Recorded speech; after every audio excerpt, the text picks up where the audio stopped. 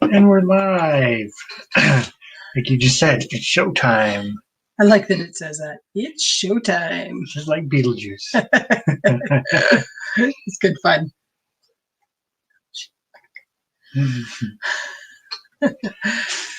Oh. Another week passed. Mm-hmm. Yeah, I forgot to do my noise again. Oh. There we go. There we go. There's a lag in the thingy. Yeah, I don't know. It always Could seems be a to be that. StreamYard thing. Or it seems like there's a lag. Yeah, they always seem to have a slight delay. Yeah, when we're watching it on the YouTube one. Mm-hmm. Sitting here watching ourselves. Nothing weird about that at all. Oh, that's funny. Right. All in all, I think it's been a pretty good week. Well, we're back. A full week of come and gone. So, yeah, we're back to Tuesday. Tuesdays are, what do you call it? And it's sort of one of those, it's how we gauge the week. We base it on Tuesday. It starts and ends. Yeah. The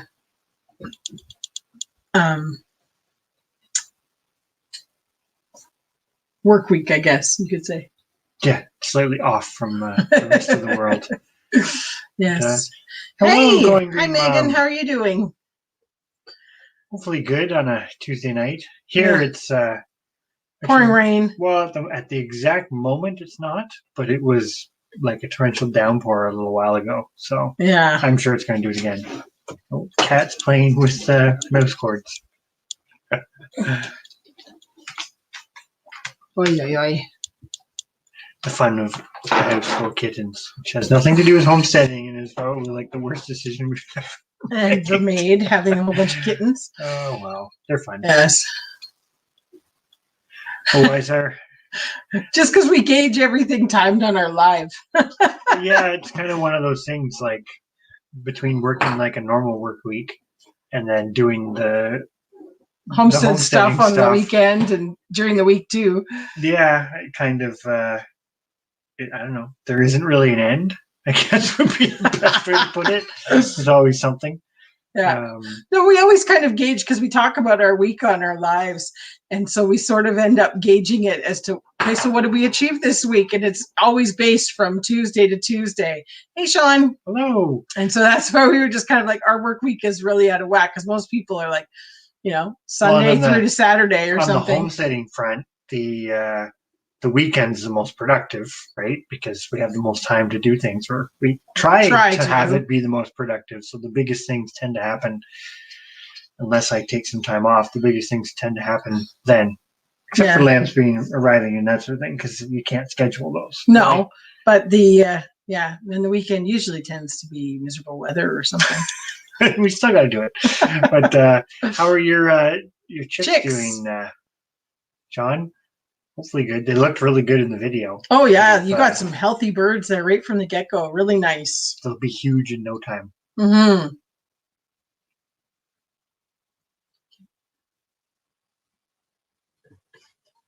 Friday to Friday, yeah. Yeah, that's the one thing about just the way everything is right now. Schedules are all off. Hey, Wickershire Project. Hello. Hey, Caitlin. Yeah, schedules are all Caitlin's Family off. Farm, I suppose. I should say that properly. But yeah, it's just funny, especially with the whole COVID thing, working from home, all these different things.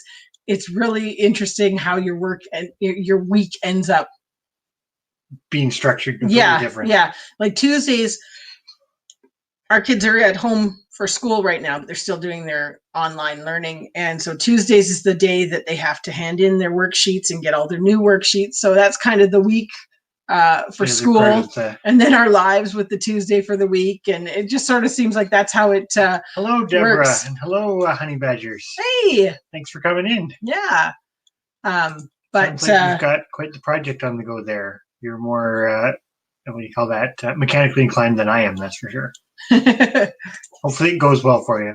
And that's also awesome that your chicks are doing great. Like I say, I'm sure they will be big, and they're probably already fully able to get out of the brooder.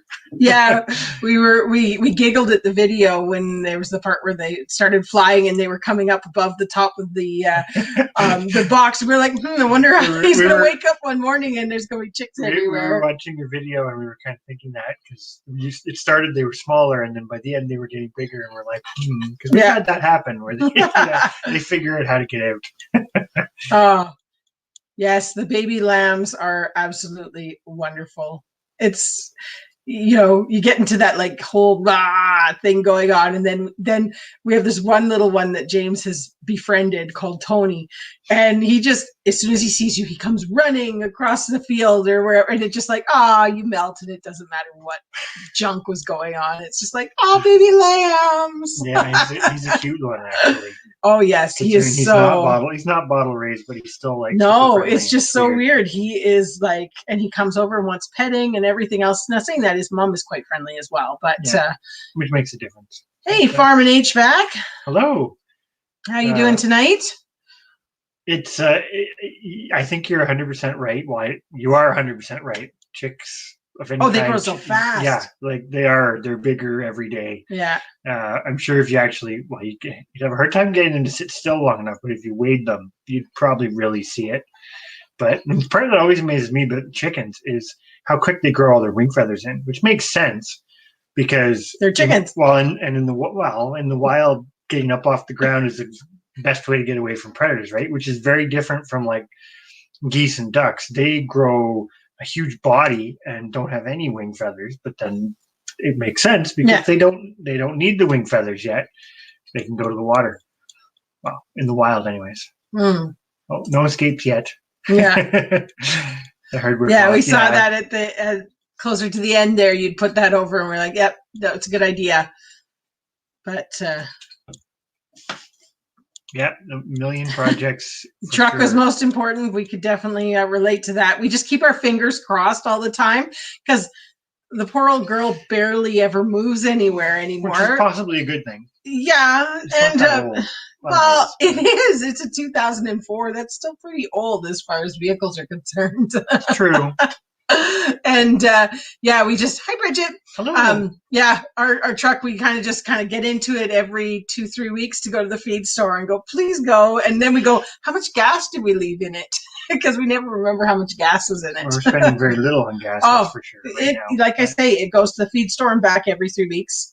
And that's basically it. Other than the occasional go to pick up mulch or something. But yeah. But that's pretty awesome that you found 4 potential properties to take a look at. For sure. Have to keep us posted on how that goes. Hello to both you guys. You both came in. Yeah. Way to bring up our numbers, guys. We're going to... Don't forget to hit the like button, both of you. We're going to... you put the reminder on for their live? Yes. Yeah. When was it again? Thursday at 9. Yeah. Thursday at 9. Thorhaven's going to be live. Yeah. Anybody who's in here. Questions and answers. We're thinking of some good ones. Thursday seems like a long ways away, though. It's only Tuesday right now. It's not, though. I know. Hello, Crucy. Thanks for coming in. How are you doing tonight? I guess the one thing, the title of this, I sat down this morning and was like, what am I going to call it for a live? And I decided talking about old is the new or whatever I put. But when you mentioned about the truck, you said what's old is new. Yeah, when you mentioned about the truck, and then it went into the truck conversation and how we don't drive very far. Like that's almost one of the pieces, right? Is not traveling so much. It's 8:30. Whoops. That's what I just set the thing. I thought it was 9, but 8:30 works fine too. So we're gonna watch you while we eat dinner. Yes, we don't have the kids. So yes, we'll be able to do that.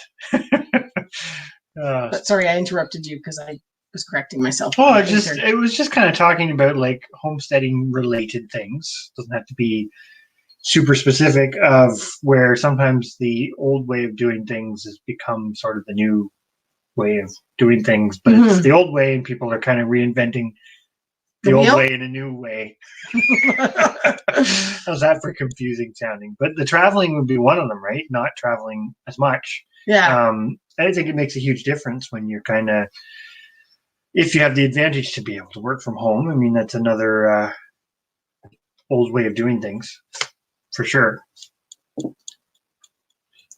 I'm going to come back to Cruces, but honey badgers, is that like pulling something from the garbage and giving it a new purpose? I suppose it could be. Yeah, that definitely could be. Well, but it's like, I guess what I was thinking about, I think I was thinking about it this morning, and how, hello, Little Garden Big Dreams. Thanks for coming in from Australia. It's got to be, I always get this messed up. You guys are kind of midday, maybe, I think. 12? Noonish? Or maybe 1. Might be 1 p.m. there. But where was I going? Garbage and bringing in new purpose. Yeah, like repurposing things. Like people have always done that. And then this is the part that I find funny, is how in more modern times things get these trendy names put on them, and it's like somebody reinvented the wheel, and it's not really. It's stuff that we've kind of always done. But you probably just always give it should. A fancy name. Probably always should do, but it's like there's a break there where people stop doing it, and so it's like they're discovering it again for the first time. That's where I was thinking about it, and now I'm getting behind the chat. Sorry, go back up to Cruces for a minute. Thursday, what we were talking about was Thor Haven live question and answer, 8:30, not 9, 8:30. So definitely get some good questions lined up and go check it out, because nothing like putting people on the spot. This is like this thing going on, question and answer, because me and you Acres did question and answer this week. Yeah, we Thor Haven's doing. But... Yeah, we were working, but we'll have to do a question and answer at some point.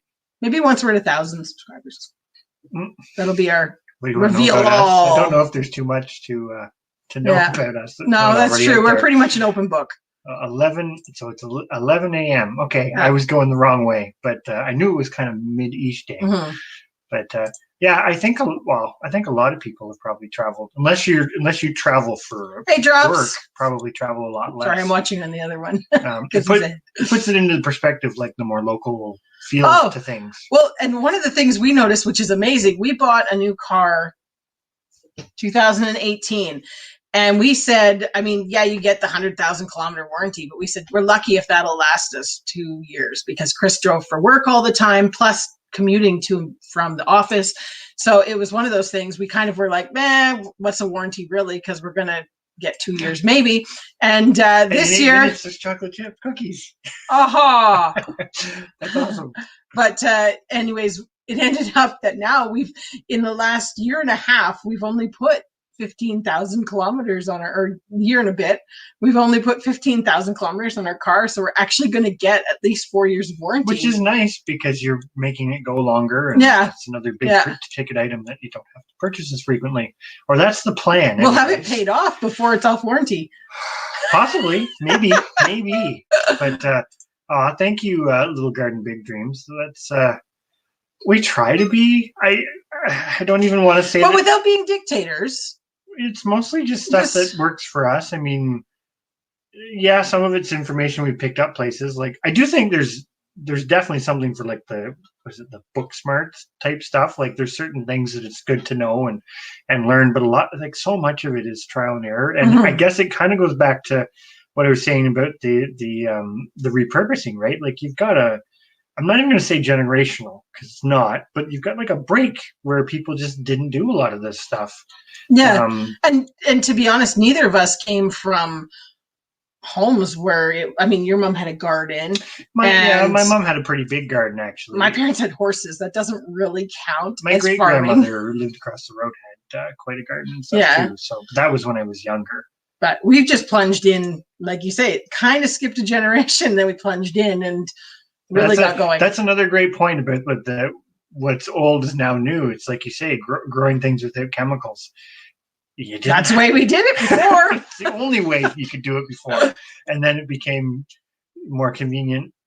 More convenient. We'll just put it that way. And now it's like a totally new. Yeah. And it's one of those things, like, now that people are realizing what that's doing to their ground and their soil and the longevity of what they can do there. People are changing and looking for other methods, but like you say, it's one of those things of now everybody's scrambling to figure out how to go back to the old way. You basically you're kind of reinventing the wheel with a lot of lost knowledge in a way.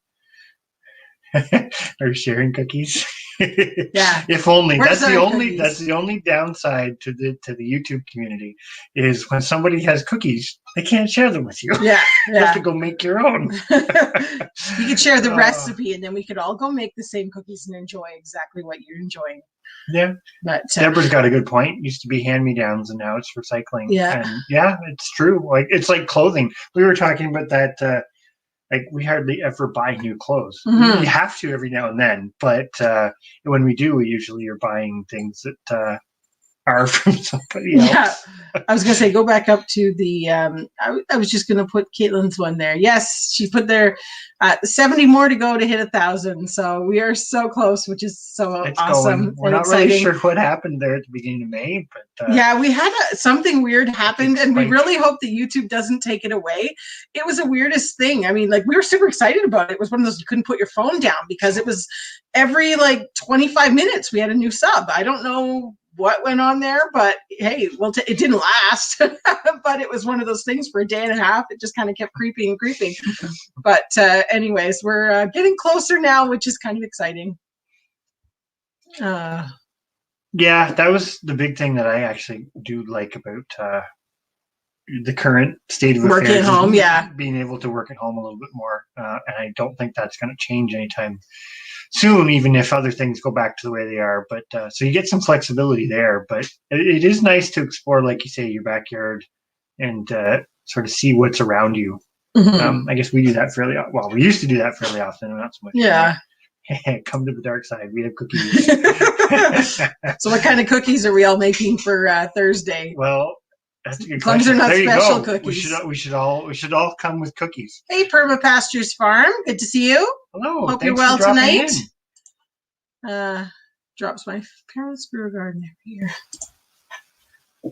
About half an acre garden, yeah. Which, that was standard. I mean, like, well, not standard. If you had the space, that was standard. I mean, you needed. Well, we looked up the stuff? I mean, like you the needed. Stats on it are kind of.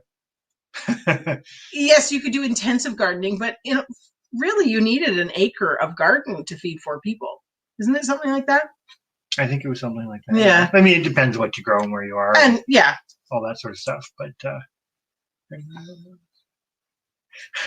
I get that from people a lot too about being born in the wrong era. Yeah, but you're like oldie worldy.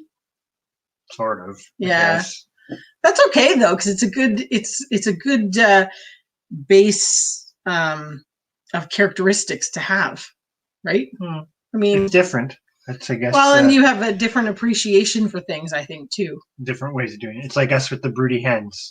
Kind of, we've tried the incubator thing, and it's never really worked for us. So, I mean, chickens have been doing it for ever. Yeah, and that's another one of those things. Like incubators haven't been around that long in the grand scheme of raising chickens. So, well, and the more they develop doing that, the more you get rid of the types of chickens that do the job well, and then you end up with the problem that you can't use an incubator. You don't have any hens that will sit because it's no longer in there. It's not genetics, but you've got to find the ones. You got to find the ones that will. And there's an interesting little fact that I haven't actually done a video on this, but when it comes to birds, the broodiness traits are actually best passed down from the males. So if you have a hen who's broody, her male offspring will also help pass that down, which is then another piece where it goes into the roosters, or the male side of the equation isn't really so indispensable because they actually contribute a lot to some of those traits, which is kind of interesting. I'm going to compost. Yeah. That's another one of those things. That's another thing we were thinking about with the manure and stuff, because in our raspberry project that we've got going on right now, we've used a lot of the manure out of our pile. We probably used half of our winter pile. And it's kind of one of those things, like manure has become one of those things that's You're pausing me for a second? No. I was going to tell you, I want you to put one on when you go up, so don't go down yet, but continue your conversation. I was going to put on Wickershire's there about that because I was going to make a joke about our But yeah, going back to the manure in the gardens, like manure's almost become in some circles like a negative. It is a quote unquote waste, but it's really looked at as a waste product when you have massive volumes of it produced. But when you're talking smaller volumes, it's extremely useful because you can actually manage it in a manner that it isn't toxic to the environment. It's actually beneficial. Mm-hmm. So there's another old thing, right? Just the old manure pile. It doesn't work on an industrial scale, but on a small scale, it's doable. It's doable. Yeah. And it's nutrient cycling and all that other great stuff. No, I was just going to say about our old truck beast there. You wouldn't dare probably go underneath it. It's kind of one of those, you touch the side and a piece falls off. It's not that bad. It is.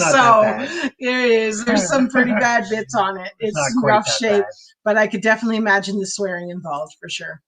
That's my thing. I'm not mechanically inclined. Yeah, that's where we fall flat. We could never be truly self-sustaining because we need someone to fix the tractor. We need someone to fix the... Well, the tractor was a big job, though. But that's a whole different thing.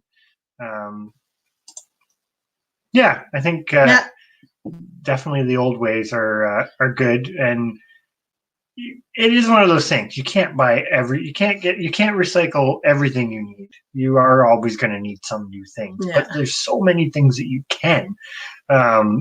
It's just that's the one thing I'm missing right now about the lockdown is having no thrift stores. Really? Well, yeah. It's not like I went to the big malls or anything, so it doesn't bother me at all. Close them all down, doesn't bother me. But the thrift stores where, I'm not saying that we couldn't go and buy new clothes and new everything, but why? Why waste stuff? Why not, why not save $1? The one thing I will say is gloves. Winter gloves for working outside. That's a good thing to buy new sometimes. But if you need to stockpile quite a few pairs because you do go through them. Yeah, my ones from last year were still pretty good, but this is. I'm fortunate to be in the same boat because even though I do have to travel for some of the things that I do, I think this is where we're going to, because when you're talking more the report writing and that sort of stuff, you can be just as productive. That's the new creeping into the old. 5 acres. This is the thing. It's like thinking back to the real old here in our part of.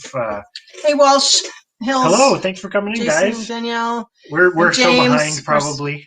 I'm going to just go sneak and make sure kids actually went to bed. Yep, I'm going to try to catch up with the chat. Okay, I missed something good and have to recommend you.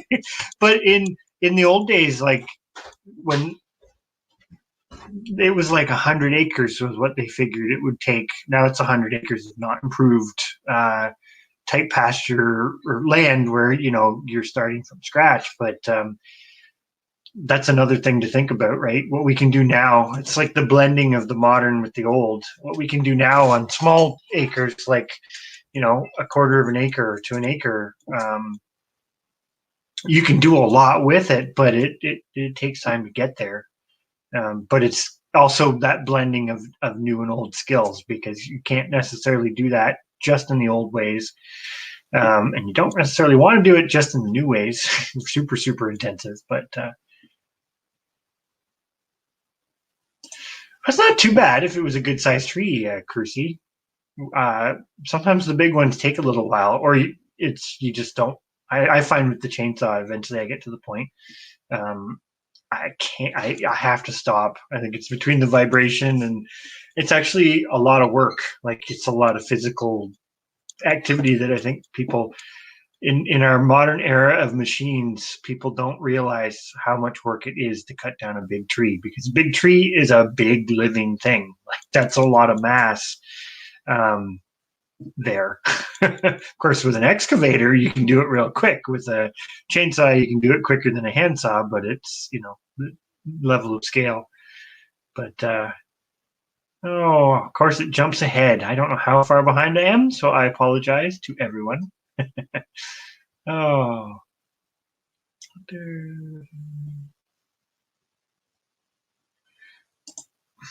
Trees. Beets usually come in threes because the seeds that they come in have three little. It's like a conglomerate of seeds. So you usually end up having to.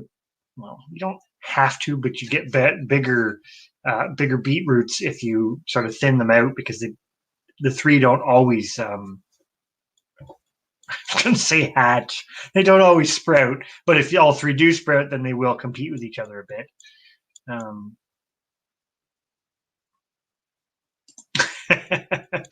Old world ways and old world gods. That's yeah, another way to to look at it for sure. Oh, I'm getting whatever with radishes because it's like one of the easiest vegetables, but we have such a hard time with them here. They either bolt so quick, but then, and it's going to happen to us again.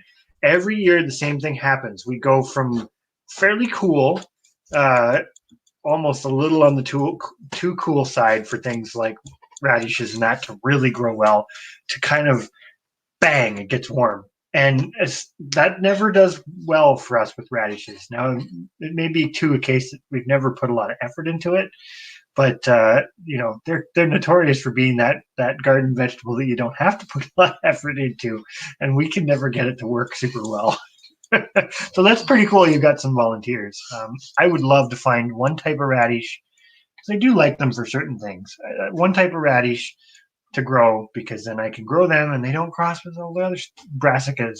That's my motivation. Something that I can keep growing, then I don't have to worry about it crossing.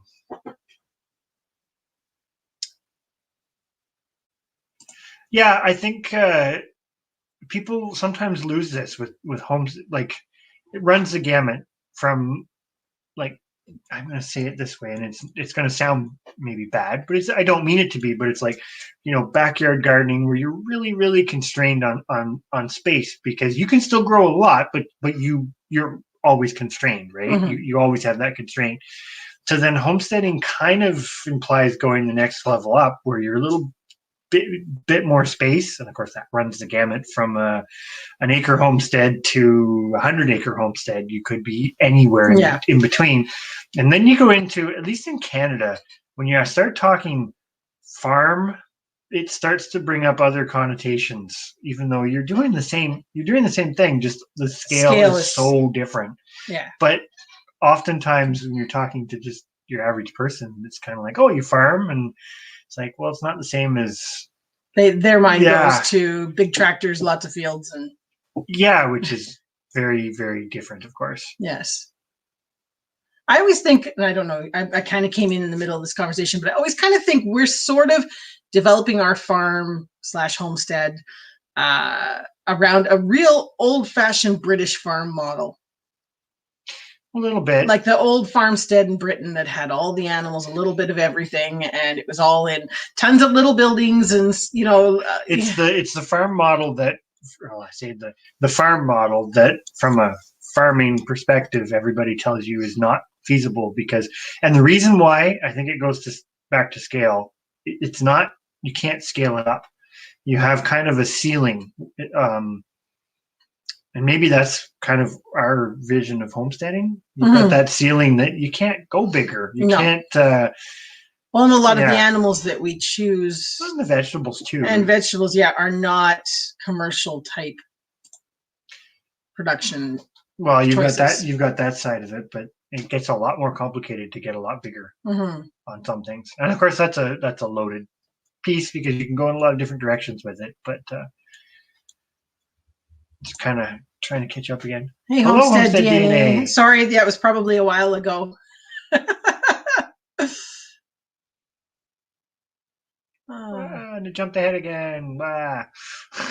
Jumped ahead a lot. Oh boy.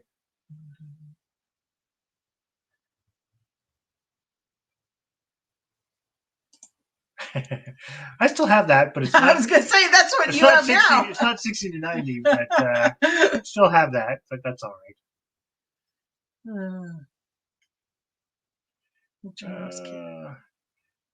No worries, Homestead DNA. Thank you for coming in, though. But we were kind of wondering if ours was going to be earlier. Yeah, but it's still, no matter how big it is, even a small tree, it's still work. And like I say, that's a big organism that no matter, even the little ones, it's still a lot of work to chop them up and whatnot.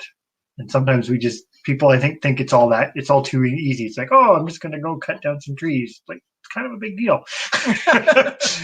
In our mind, anyway. Well, it's again scale, but yeah, overseeding definitely works too. We do that a little bit. It depends on who was it that was telling us about their putting the clover in the manure and spreading it, which I think would be a great idea. Then the animals will do it themselves. Yeah. No. Before you spread the manure out on the pasture, you fill the thing with clover seeds. Yeah, that's something we get a manure spreader. Yeah, eventually. Small one though. Saying that, we have to make sure the tractor's working. Well, that's also true. We've tried some of the coated ones before, and I'm trying to think. The last thing we did was butterfly milkweed, so it wasn't an edible, but it did not do very well. I don't know why, because they're supposed to do better. But is that the ones that come in weird color? Yeah, they do. It's like a little. Yeah. I think it's a little clay coating with some other stuff in it, and it's probably got some sort of fertilizer or something in it. But yeah, they didn't do super fantastic. No. I'm with Little Garden, Big Dreams. I hate thinning. Absolutely hate it. I'm one of those people that makes individual, like for my carrots, I actually make the spots every 2 inches and drop one seed in it because I cannot stand crooked carrots, and I can't stand when they're not. I can't stand thinning. Even if our bunnies will eat it, it doesn't. I still do them. I make the individual holes and I drop the individual seeds. It's just a thing. Well, and that's another, going back to the scale thing. That's a good point, right? Like the smaller a space you have, the more efficient you have to be with it. Mm-hmm. So I 100% agree. And I didn't mean that in like that you can't grow an enormous amount of food. Oh, I was just saying like it's a scale thing. You will eventually tap out because you don't have the space, but that doesn't mean that you can't even grow way more than somebody who has the space, which of course is when you get to the biggest scale with the big monoculture type stuff where it's like, yeah, anyways. Well, and even like what he's saying about growing up, not out, even if you have the space, I still think growing up is better for the plants. Mm-hmm. I really do. The produce that comes off the plants going up is so much better. Mm-hmm. And you're not digging them out of some wet dirt that they got filthy in and everything else. I mean, we have had a little bit of issue with some of our watermelons being a little too big and had to tie them up. Well, you gotta get creative. But I mean, I would still recommend, even if you have the space, growing up. But then it's like corn is a great example. And of course, corn comes with a whole lot of other headaches too. But it is a direct space thing. You kind of and I just find it's one of those things. If I didn't have animals, I wouldn't grow corn. I wouldn't, because it's the stalks that make animal feed for us. I mean, like it's worth buying, or it's worth growing it because of the fact that we get an animal feed out of that allotted space. But if I was only getting the cob of corn, that would be well. But that's something about scale too, right? When you're on an industrial scale, the waste product does usually go to something. And there is a efficiency of scale achieved through that, although that's a whole nother topic. But on a smaller scale, it's like finding triple and dual and triple purpose things, like you say. Mm-hmm. The corn, if you eat part of it, you can figure out other things to do with it. It kind of makes it more worthwhile, I guess. Which again is it's like recycling and repurposing at its most basic level, right? They're having basically no waste from what you're producing. Yeah, and we've watched some of your videos there, Drops, and you're making good use of an acre, which is great. Mm-hmm. I think there's nothing worse than having an acre and it's all grass that you're mowing. Oh, it drives me absolutely bananas. We did actually, was that this week we did the count with the kids? Yeah, no, last week. Anyway. We drove from a town near us. We'd gone there to get some groceries because there's stuff that we don't produce or can't produce. Yeah. And we'd gone to get some stuff. And when we drove back, we did a project with the kids, a little experiment of count.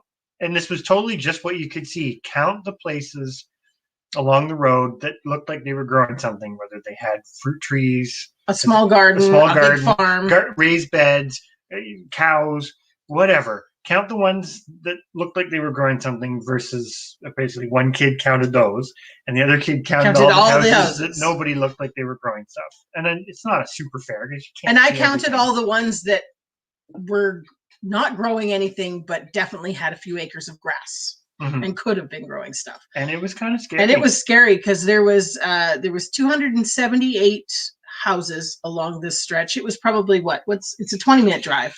Not quite, 15-minute drive. I'm terrible at the distance. So there's about 270 houses that we passed, and 21 of them were either farms or had gardens or looked like they were, fruit trees or something in their yard. And there was 38 that were the big lawns and even fences, even some had barns and not doing anything. And it was this thing for the kids. Like we were trying to go through this exercise of, this is being mildly prepper oriented. We do want them to learn that if anything happens and you can't go to the grocery store and buy food, if these 278 houses can't go to the grocery store and buy food, how many people here are growing enough stuff to feed them? And it was a very interesting exercise that I think really opened their eyes to nobody's doing it. Mm-hmm. It's scary how many people are not doing it. And there's a difference between not doing it when you don't have the space. I'm not picking on apartments, even city lots. It's really hard. I mean, if you're growing a couple pots, that's great, but you're still dependent on the bigger system. We're talking rural life. You've got 2 to 5 acres of land. You've got buildings. You've got everything, and still not doing it. That's kind of more what we are picking on. Yeah, and it is scary in a way how many people don't grow gardens. Mm-hmm. But I know everybody here does in one capacity or another. So we're kind of preaching to the Caitlin's family farm did the loofahs. I have loofah seeds for this year, so I'm going to try it. Yeah, I think I've seen them. I think it was Roots to Refuge had them on the trellis, and they were just like big hanging there, and it looked like they did really well. Something to give a try. Yeah. If it works, great. If it doesn't work, it's not the end of the world. It's nice to take them and break them up. I used to purchase it. I didn't actually grow them myself, but when we made the goat's milk soap, crumple them all up and you'd put it right into the soap, and it gave like a real exfoliating kind of soap, which was neat. Mm-hmm. Well, that's the layered effect of things, right? You start with food and you can kind of keep going from there. But the nice part too about the gardening stuff is it's so accessible because there's always something you can grow that that's where animals I think are a little harder. Yeah. You kind of get a little more stuck with animals. You have to pick your course and kind of stick with it, or you can be out a lot. If nothing else, you can be out a lot of money. But vegetables are far easier if you can get some seeds and potentially save them, but try it out, and if it works, fantastic, and if it doesn't, you're not out too much for the experiment, which is kind of nice. Yeah. Well, I liked Thorhaven's comment up above there about the scale. He put it really nicely. The scale. It was go up. Oh, where did it go? There. Yeah. You could either grow to add to your food supply, grow your food supply, all of it, or you're going to that scale of growing to supply others. And I think that's the thing for us. I mean, and every single one of those has strong merits. I think it's one of those things that as prices increase in stores and people start thinking on it, I think you'll see a lot more smaller homesteaders doing the growing to supply others, because there will be a market. I mean, we were talking about this just today that we went and bought something. Anyways, it was crazy priced. And it was one of those things of, I said, it will actually be really beneficial, all this crazy pricing in food. It will be very beneficial for those small market garden people that produce, locally for us, because previously their products were so expensive compared to the store that it was a hard go for them. But now I know they're going to have a little inflation as well, but it's starting to balance a little closer that I think more people will turn to them for their supplies, which I think is good. Yeah, hopefully it goes. We're not one of them. We have not. We had the plan to grow extra tomato plants and pepper plants and sell them, and maybe next year. It was a pipe dream for this year. Do sunflowers do well in deep pots? I would think they would do fine. Depends what they are. If they're those big mammoth ones, they may not. Well, they don't have super deep roots, though. But they'd be top heavy. They could be top heavy. You may end up having to stake them, pending how big they get. But yeah, like you say, some sunflowers aren't as big. But short answer, they probably would be okay.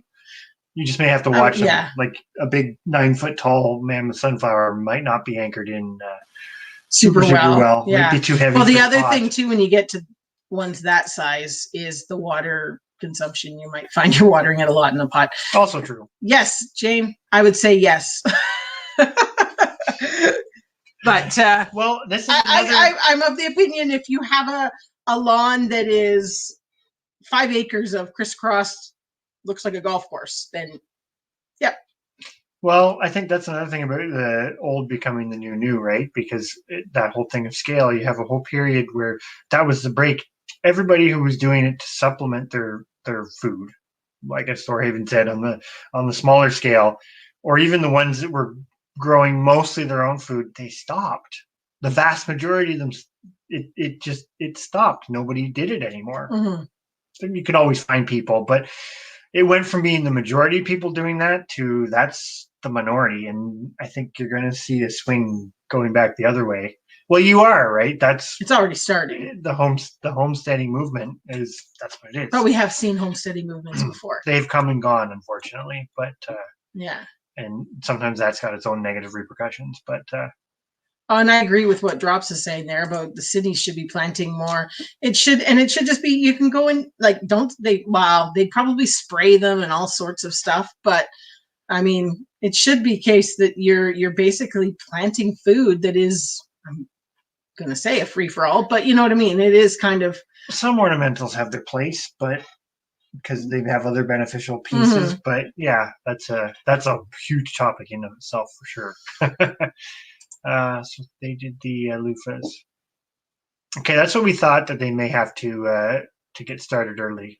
Maybe we still got time. We could probably still do it. We could put them in a pot and move them to the greenhouse after. But yeah, we did not start them early. So it was the same thing for us, though. We found it's like last year we started melons early and planted them out, and then we planted seeds out at the same time as we planted those starts, and the seed ones, grew better than it's like the ones that we planted out had such a setback that they had to recoup from, where the seed ones did amazing. So now that was the I always say it wrong, Kajari melons. Yeah, they're kind of a shorter season melon anyways. But even our watermelons, though, the ones that we started from plant didn't do well, but the ones we planted as seeds came up. So total experiments, but I think we will probably try, because we've heard that before with the loofah, that it's a little slower to get going. Mm-hmm. But I think that's a great point too, about how much it takes to feed a family. We did that one Shed Wars video kind of on the topic, and I don't know that our title was super clear, but it was it's a lot. Mm-hmm. One person eats a lot of food. Yes. But, and that's kind of like even basic needs, let alone, the extra. Oh, yeah. We put it, I always go back to my ketchup, but it's like, for us to have ketchup for the full year, and to be honest, I've done it's 120 pounds of tomatoes minimum, and I usually still run out and end up using frozen tomatoes to make more ketchup before the next season. But I mean, you add to that the barbecue sauce, the pasta sauce, the tomato juice that, we throw into any recipe that needs broth, I guess you could call it, or whatever. Mm-hmm.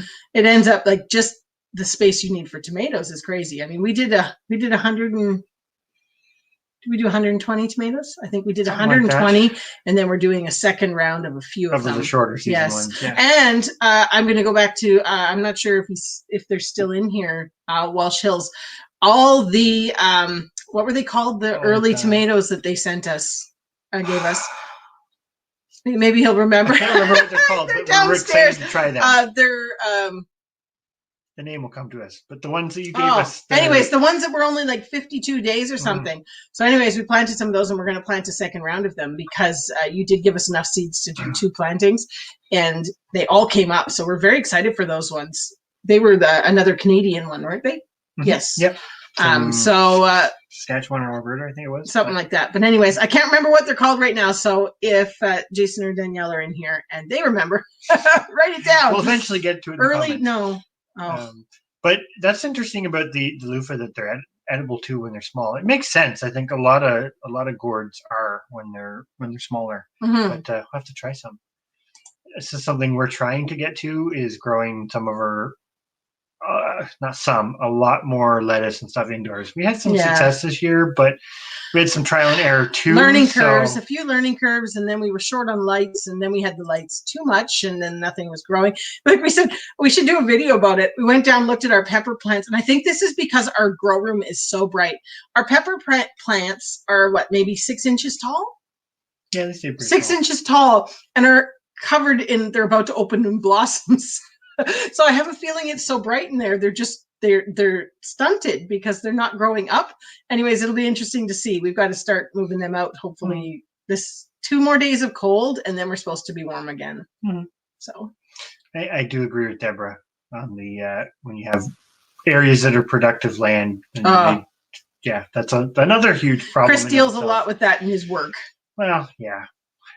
I would agree with Crucy. If they're a smaller sunflower, I would think they'd be perfectly fine in a pot. It's just the real big ones might not be.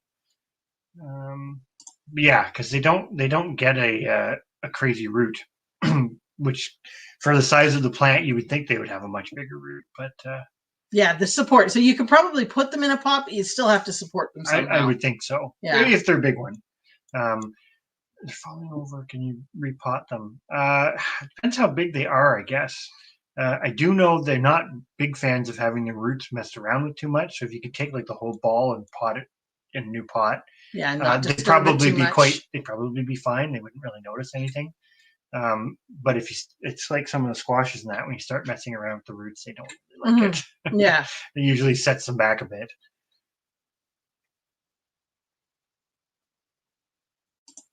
This could be an interesting one. Really? Estates. That's terrible. It's just like, we say it all the time though. It's just like people don't think ahead. It's just live in the moment, and it just drives us crazy because nobody's got the planning. Even I will even pick on a little bit on even what we've seen in this homesteading movement, like not necessarily planning, just kind of going random. That has its place too. But I bumped the table. You did. But sunflowers are good for a lot of things. Well, and the kind of neat thing about them is they are actually native to North America, so a lot of the bees, the insects, and birds and stuff are quite appreciative of them, even if they are slightly different than what the wild ancestors are like.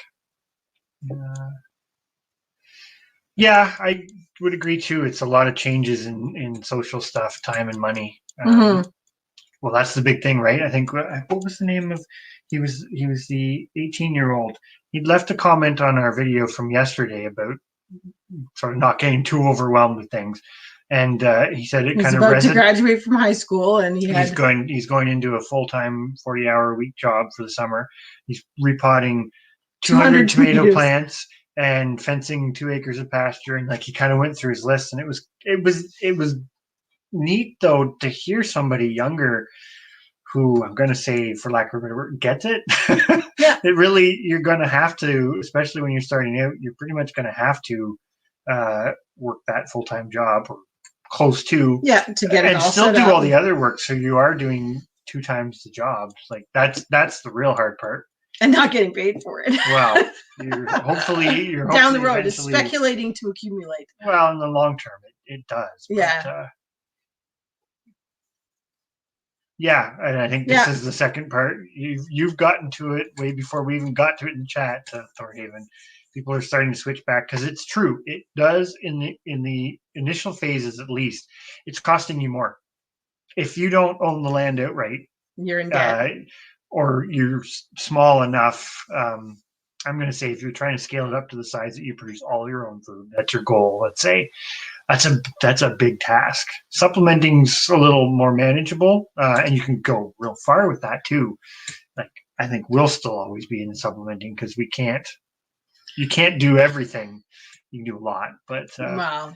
But it's true. It's whether it's costing you more in time or money or both. The initial is always the hardest part. Yeah, it is one of those things. I definitely don't think we couldn't do it if I had a full-time job as well. Not everything. You can do parts of it. You can always do parts of it if you're pretty dedicated to it, but the further down the rabbit hole you go, the harder it gets if you don't have the time. And the well, and then we keep trying to add things like doing spinning fleece and doing, we're not just feeding, we're also doing all the other stuff too, which ends up just being like, what are we doing? Are we crazy? Some days it feels like it. Yeah. Yeah, we're going to see what ours have been pretty good so far. But I would like to try to figure that out eventually. It may not be a goal that happens right now. We've only had, I would have said a few dollars a month, maybe increase with it. But we had a bigger increase in this middle of winter when we had to run a heater. Yeah, but we also, the heater's different because the basement's cold, but the lights, we also run them because we've got that on peak, off peak type electric thing. So we make sure that they're always running. They're always on off peak. Yeah, which it does help. And now that we have more of them in there, the heater's probably going to be less. Oh yeah, that room's nice and toasty now.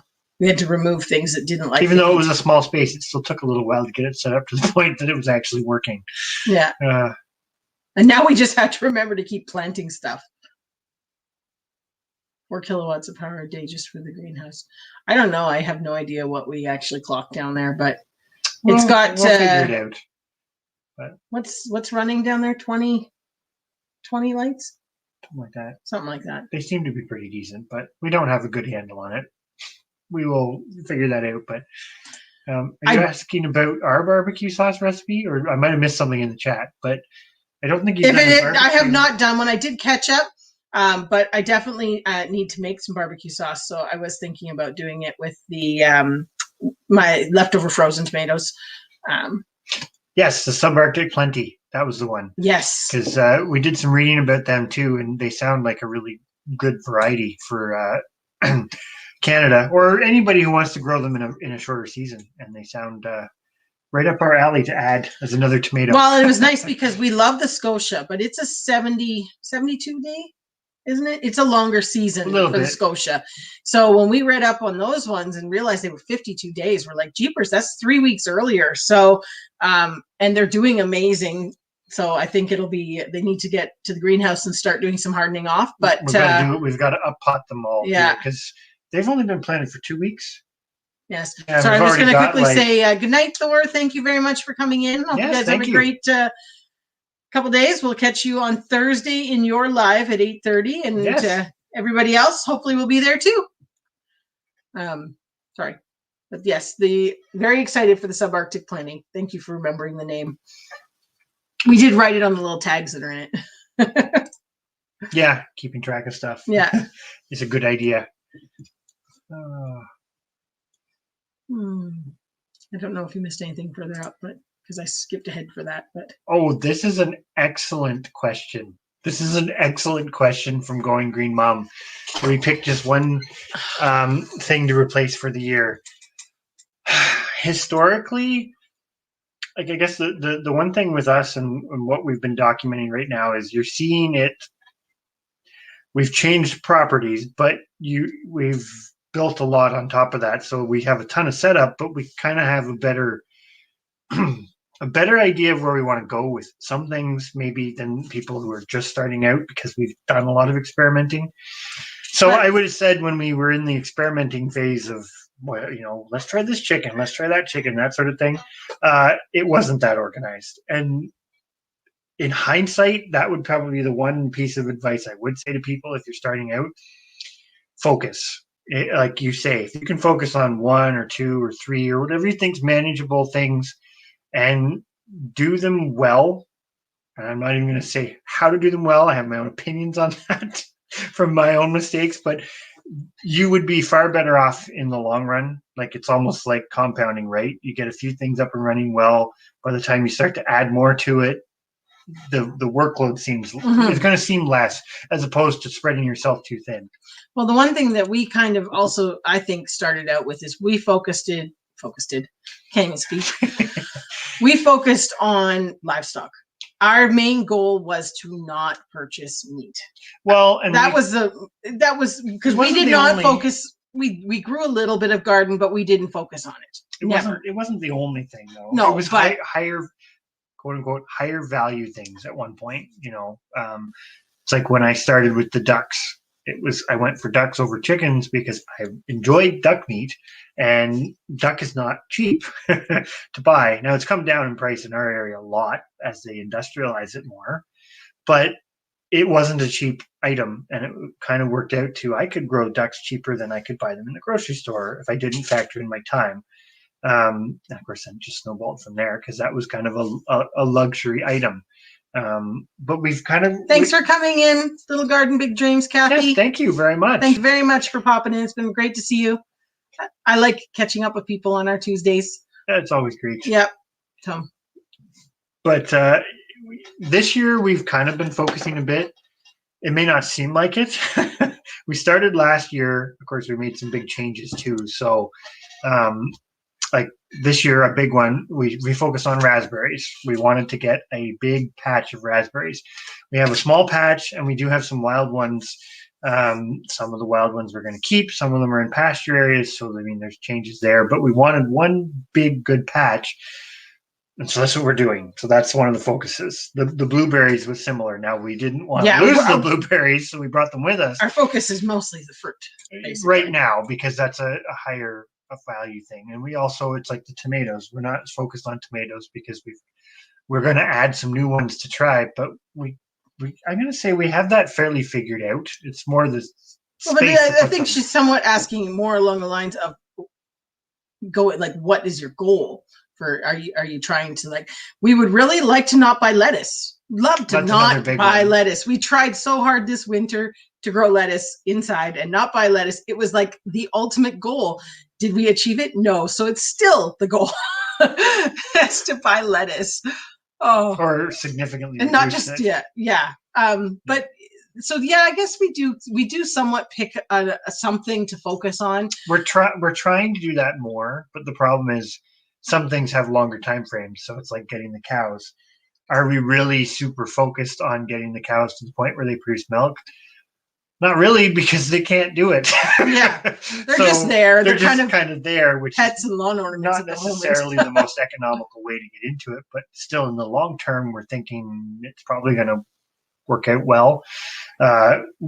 We didn't have the opportunity at the time to get a cow that was closer to calving or in milk and that sort of thing. So this is how we've gone. It kind of is what it is, but you can only focus so much on it versus the other stuff. But that's I don't know. I often think about that topic if people are starting out or just regurgitating into my mind what we've done. And yeah, I think it's a great question. And now I'm going to go on to the next comment. Ketchup recipe. We love, I can't even think about how far back the video is, but I did do a video with our ketchup recipe, and the recipe, I did put it down in the description. It's a good one. And it's a really, really good one. I do think, though, to some degree, we really like the Scotia tomatoes. Mm-hmm. We do use other tomatoes in it, but I do think the Scotias make a really nice ketchup. Yeah. So your tomatoes will maybe not affect make a little bit much of difference. But they do affect it a bit. But single ingredient foods, that'd be tricky. That's I don't know. Or as tricky as you. Wow. It's not as tricky as you think. I think that's a good way to look at things. The more complex the recipes get. Well, we always do that whole thing of trying to, not use things that don't make, or we always check the ingredients in something that you're purchasing and making sure they don't have a gazillion things that you don't recognize. It's like when you go to buy bread, and bread is 5 ingredients, and you go and you look on the thing and it's just oh my gosh, what are half the ingredients? Yeah. So I mean, definitely on that side of things for sure. But yeah, the barbecue sauce, I would like to do a video on it because it's really good. Yeah, we really like it. Yeah. We actually often will use it in place of the ketchup too if we are running low on the ketchup, because we did that for a while. Yeah, more of the for on eggs and barbecue. We like it on pizza. Yeah, it's good that way. With cheese and bacon. I think you'll like the Scotia And from what I'm hearing, you'll probably really like the subarctic too. Mm-hmm. We love the Scotia tomatoes. I think that is our go-to, but I do think the subarctic is going to be high on that list. Well, and the subarctic was another determinate variety, which was kind of nice because I get going with the Romas or the cherry tomatoes or things, and by the time they're all ripening, they've become this massive monster. Just out of control thing. And then we end up with so much going to waste because you can't find all the fruit. Well, for us, but that's another thing, going back to old time things, it doesn't really go to waste because we have the animals. Mm-hmm. So eventually the chickens and pigs and stuff get a little sick of eating tomatoes. Yeah. But whether it's the ones that they're a little too far gone, or you miss them, or whatever it is, or at the end of the year when it's about to frost and you just try and rip everything out, it still goes to be food. Is it the highest quality food for them? No, but at least it's not going to waste. They're still making use of it, and that's just tomatoes, which are probably the lowest value food item for those animals. But cucumbers may be in there too. But it works with everything, right? Like when we grow squash, you harvest the squash, the seeds and everything that you take out still go back outside, and the animals love them. So it's just one more food thing that you're recycling within your own. Your comment there with the pigs definitely works. I mean, the big downfall that we have with that up here, I don't know if it's the same for you guys in the States, but is you still have to book in your butcher. Now, if you're going to do it yourself, that's fine. But if you're selling it to somebody else, it has to be butchered at a facility. And our butchers are all booking 12 to 14 months out. So if you bought two pigs, you've got to have, you either have to have booked in your butcher 6 months before you got the pigs, or you're going to have. And that's the kind of stuff, when we go back to the homesteading movements, how we've seen them come and go. That's the kind of stuff that kills entire breeds and because whatnot. People just dump them because they can. We're seeing that with cattle. Even our butcher, I picked up one of our sheep.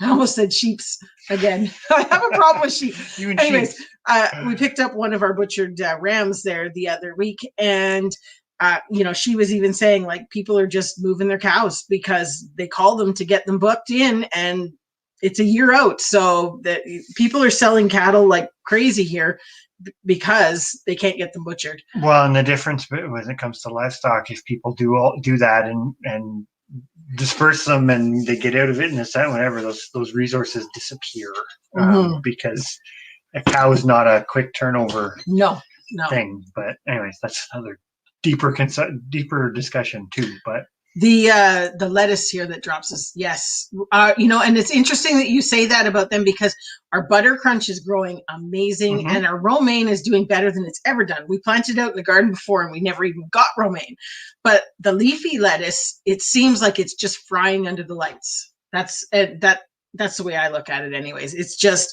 it did really well. It does really well at first, and then just seems to, the outer leaves just start to wilt and shrivel, and it just seems to deteriorate. We want to do some of the microgreens and stuff, and I have said this before. My big thing is I want to figure out ways to produce the seeds to grow the microgreens myself. Hey, Chris Clevercraft.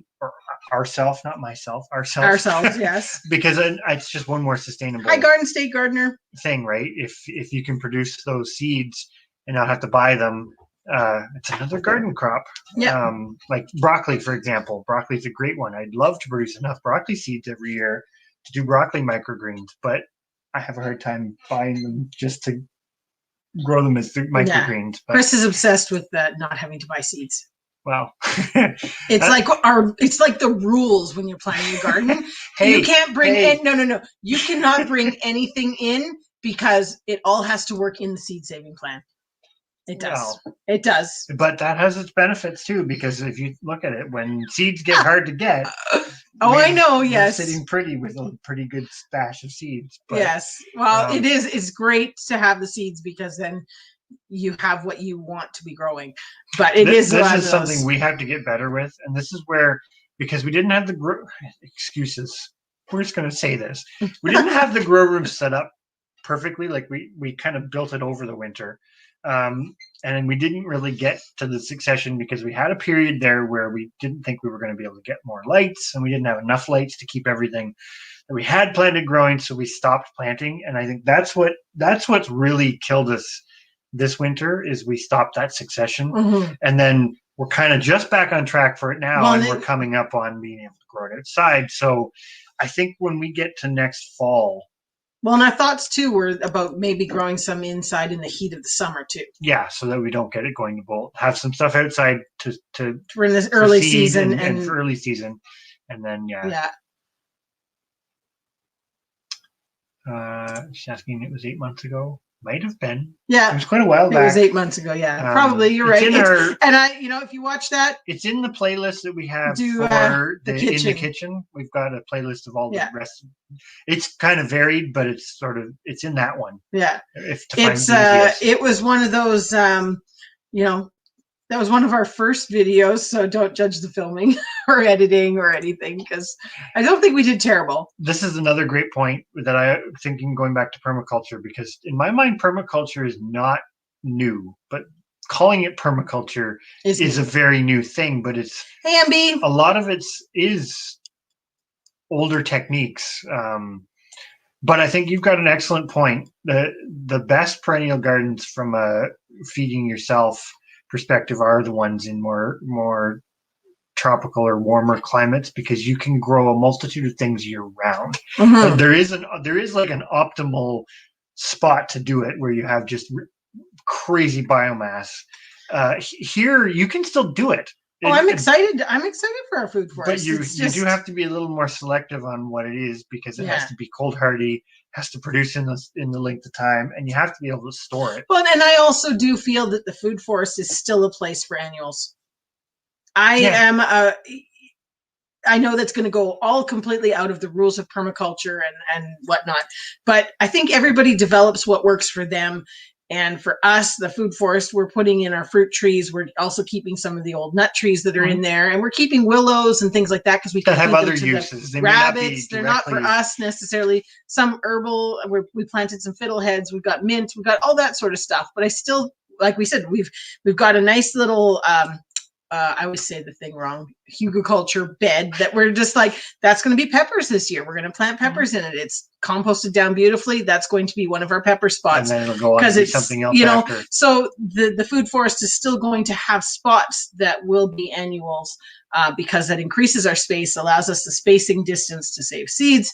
And realistically, we're trying to develop a 4-acre food forest. So there's going to be a very long term. Oh, project. It's going to be a long term. I mean, but saying that, we did go check our cherry trees, cherry bushes that we had there. We planted 17 last year. And then if anybody actually went and watched the horrible, it's like our first goat, video. I think it was our second or third video about the goats getting loose and eating the cherry trees. We actually had 11 survive of the 17, which is pretty awesome. They got mowed right to the ground pretty much the year of planting. Was not that bad. But definitely for anybody in our colder climate, look them. What are they called? The Romeo and Valentine dwarf cherries, which are also Canadian. Sorry, total digression, but we were talking about the food forest, and I just think that's something exciting. That we haven't really focused on what fruit trees and stuff we have out there. But the hard part with the perennials is it's time, right? So you put them in, and this goes back to what Thorhaven was saying when he was still in here about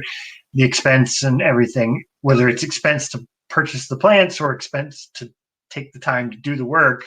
You can look at that both ways. You have to do that up front to then realize the benefit later, which that's, I think, hard for a lot of people too, when you don't know if you're going to be staying somewhere. Like a lot of people don't, right?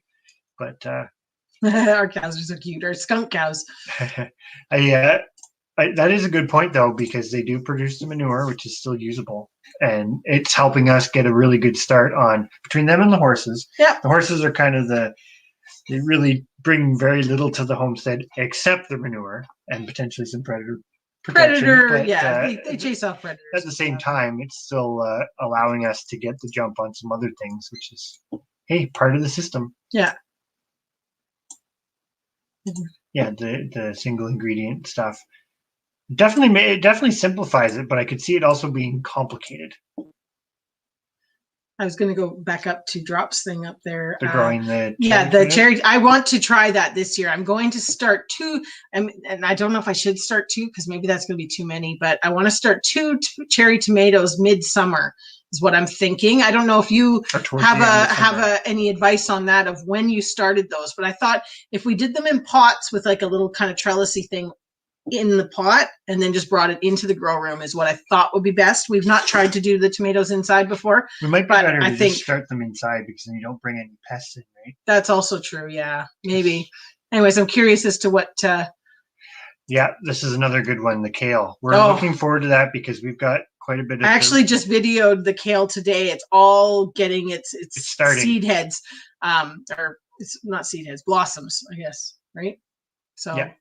I did a video on that because we're super impressed with how well the kale's doing. So I think this is another one. When we started it, we kept our grow lights quite low because we were used to using the old fluorescent bulbs. So I think we had it way too close. And we've since realized that with these particular bulbs or these particular lights, these ones are way more powerful. They can be a lot higher. Yes. And still be just fine. I was just going back to the farm and HVAC there with the, we need to be thinking more like preppers. And it is a case. I mean, I think that's one of the things about homesteading. I think homesteaders were the original preppers because you basically had to preserve and keep everything all winter to then wait till the next growing season. And I think that's something that we haven't really gone down that line. And we've really talked about it with our channel because we've never featured any of the prepping side of what we do. And, really. I think there's ways that they go hand in hand. Yeah, it goes real hand in hand, right? Yeah. Because it's like even just simple as seed saving. There's a prep how to save seeds so that you have seeds for the next year to grow more plants, to get more seeds, to do it again for the next year. Like, well, everything we do really, it's like having the broody hens sit on their eggs so that we have meat birds to eat, and we can do it without electricity. And anyway. So there's a lot of things that way, and you get a little bit less production, but then at the same time it goes back to a numbers thing, like the old school thing again. You read some of the old literature on how many chickens to have, and they usually kind of tap out, they say a flock of around 30, and that's one thing we would agree with. That a flock of 30 will produce you ample eggs to be able to sell some. And tons of meat. Tons of meat. The one thing we would amend to that is if you have enough space to have 30 chickens, break them up so that you've got multiple roosters, because then you're not relying on one rooster to. You get genetic diversity in your flock, which that you can actually keep it going longer. Yeah, same thing we do with the rabbits. Keeping genetic diversity was a prep that allows us to be self-sustainable on those. We never have to go buy another chicken. We never have to go buy another rabbit. Doesn't mean we won't, but we could. I think as long as you have the opportunity to, you should always add genetics. It's no different than what you say about the seeds. Yes, we save our own seeds, but we do occasionally buy seeds just to throw in some new genetics, because right now we can. We don't know when a time will come that you can't. So keeping it really tip top is, I think, a very good thing. And Drops I agree. Yeah. He just said that to me. I wouldn't bring him in. So I think, we will probably start them inside and keep them going. Yes. Thank you very much for looking it up. Hickory crop. If you Google hickory or YouTube hickory crop ketchup, at least it comes up. Oh, that's cool about your carrots. We actually haven't planted any. Well, we have our seed carrots going, but we haven't actually planted any carrots yet. No. Maybe this weekend. Indiana backyard gardener. Hello. Thanks for coming in. Yes. Oh, that's too bad you didn't get the notification. I will say this because there's quite a few people in here. Weird. YouTube's been doing weird things.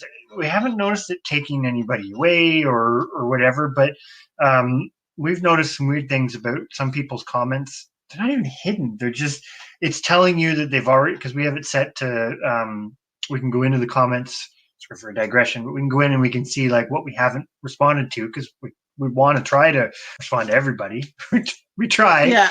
But we noticed a couple that if you clicked it off, they showed up and we hadn't responded to them. We hadn't replied yet. There's been a few people that in the you've already replied column. And there's been a couple people tell us that they've been commenting and watching and stuff, and they weren't sure if their comments are coming through, and like, we're not getting them.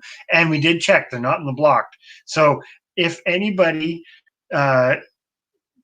has any of that stuff happened to them? Just let us know. I don't really know what to do about it, but it just we seems just to be you know happening. we don't want anybody to think we're ignoring them or whatever. So it's kind of one of those weird things. It's like we haven't been getting some of them, seeing That some being of them. said, So sometimes it takes us a couple days to get around to responding to people, especially this time of year. But, But we're working on it. We're trying. Yeah.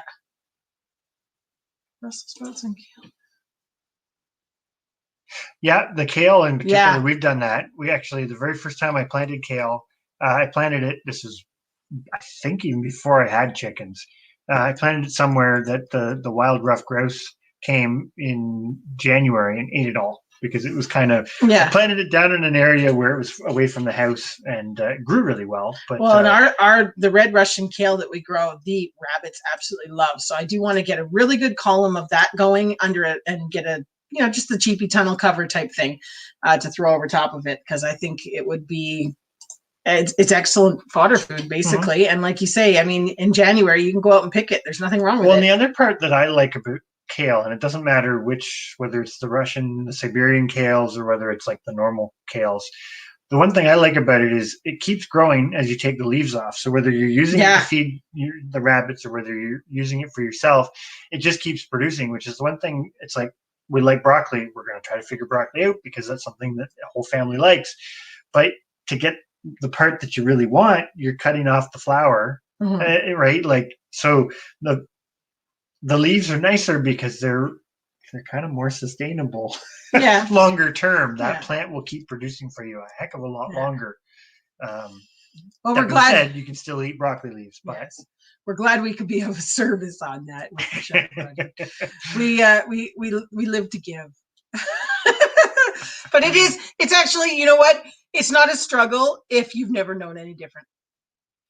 This is what we've always done. And you kind of get used to it. I think that's, again, you get back used to old. learning the making it while it's there. But I will say, with going back to the old, with the changes in our weather and stuff here, there's things we can grow now. Now, we are in kind of a southern part of Canada, but there's things we can grow now that we couldn't grow 10 years ago. You couldn't have grown them at all. Yeah, or more. You wouldn't have been able to. Like, it's like our ginger experiment.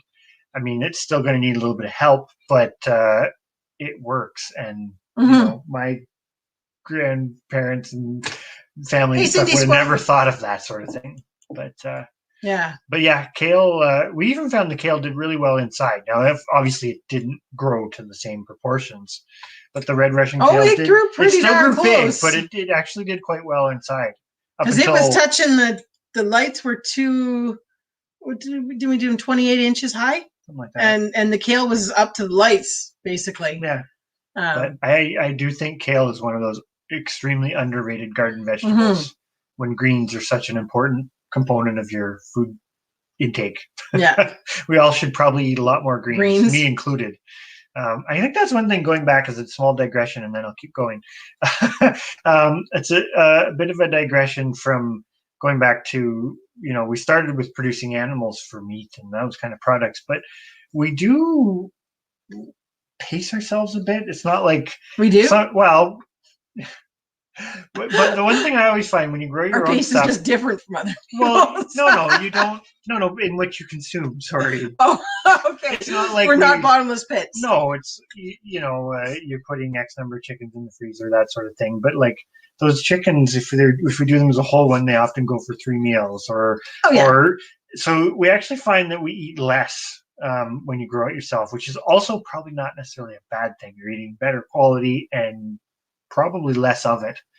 Well, it's like what you say. You tend to use the whole animal because you've gotten it. I mean, or as much as you can. When you're going to the store, you'd only buy the chicken breast. You wouldn't buy everything else, or you'd only buy the bacon. Bacon's got to be the epitome of that gluttony, right? Because bacon only comes from the side of the pig, so you get 2 sides per pig, and if all you want to eat is bacon, you can kind of do the math on the rest of it. But purple bumblebee tomatoes. Those sound very interesting. We're actually picking up from one of my friends. He's grown them for a while. They're what are they?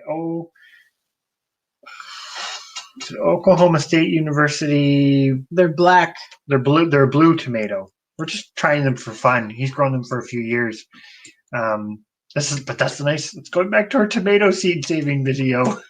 Tomatoes are great because if you've got that itch to experiment, kind of going back to the conversation about where to focus, I think everybody likes to experiment with things, but there are some things where you're not getting yourself into trouble. But if you experiment too much with it, you'll probably be disappointed with the results. You'll spread yourself too thin, or it won't work the way you wanted it to, or what have you. Tomatoes are not one of those things, which is kind of nice. They allow you to have. It's like squash. Variety. Squash is one that is really hard to experiment with because if you don't, it's the saving it, right? The saving seeds, and then you go in the next year, and it's just like, well, that didn't taste anything like last year. Well, they won't. Yeah, that's a complicated topic, which we will get into, but not today.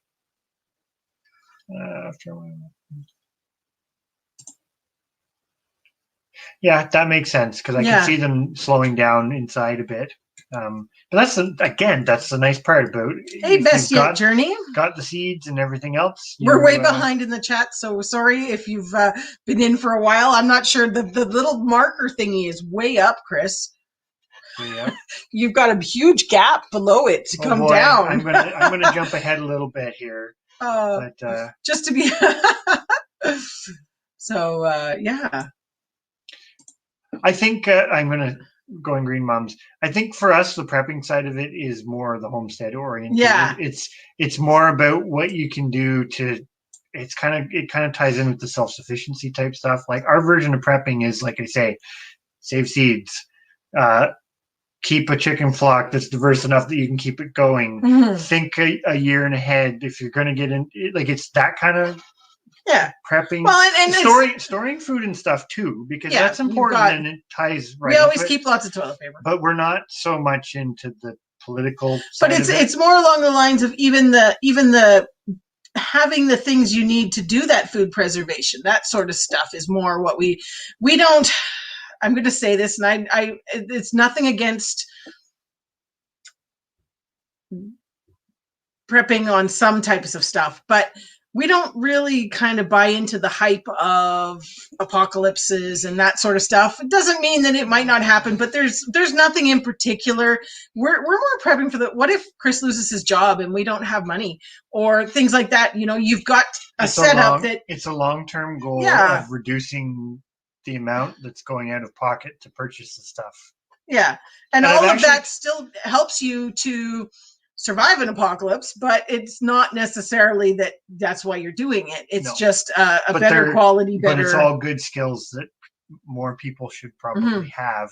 And I think that's the positivity, right? It's like you could have your own chicken flock. You could keep your own tomato seeds. You could have a herd of rabbits. You can make compost. You can do all of these things, but sometimes and it's just that whole thing of teaching and learning those skills ahead of time. And the simple old sometimes gets lost in the what did you call that? The louder voices of whatever that is. Well, it's like she's thinking about it causing anxiety and whatnot.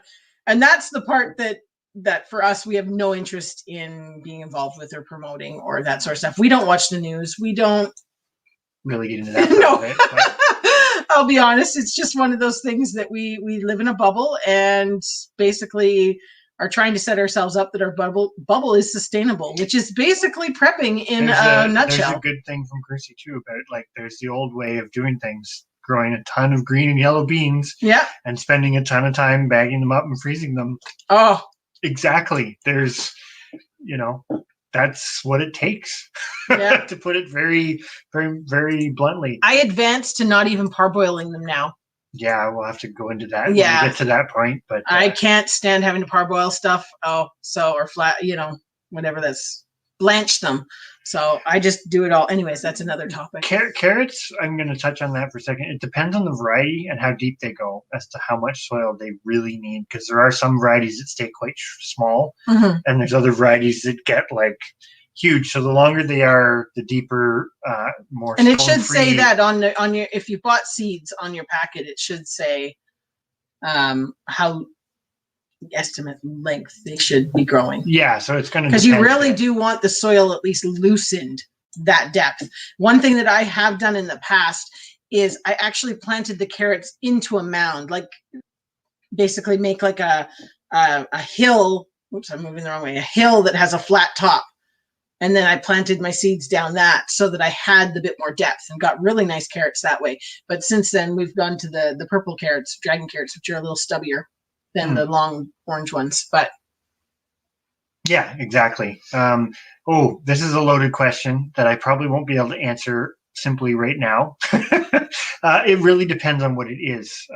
Different species have different longevities, and some of them are hardier and take a little less, or can take a little less perfect care than others.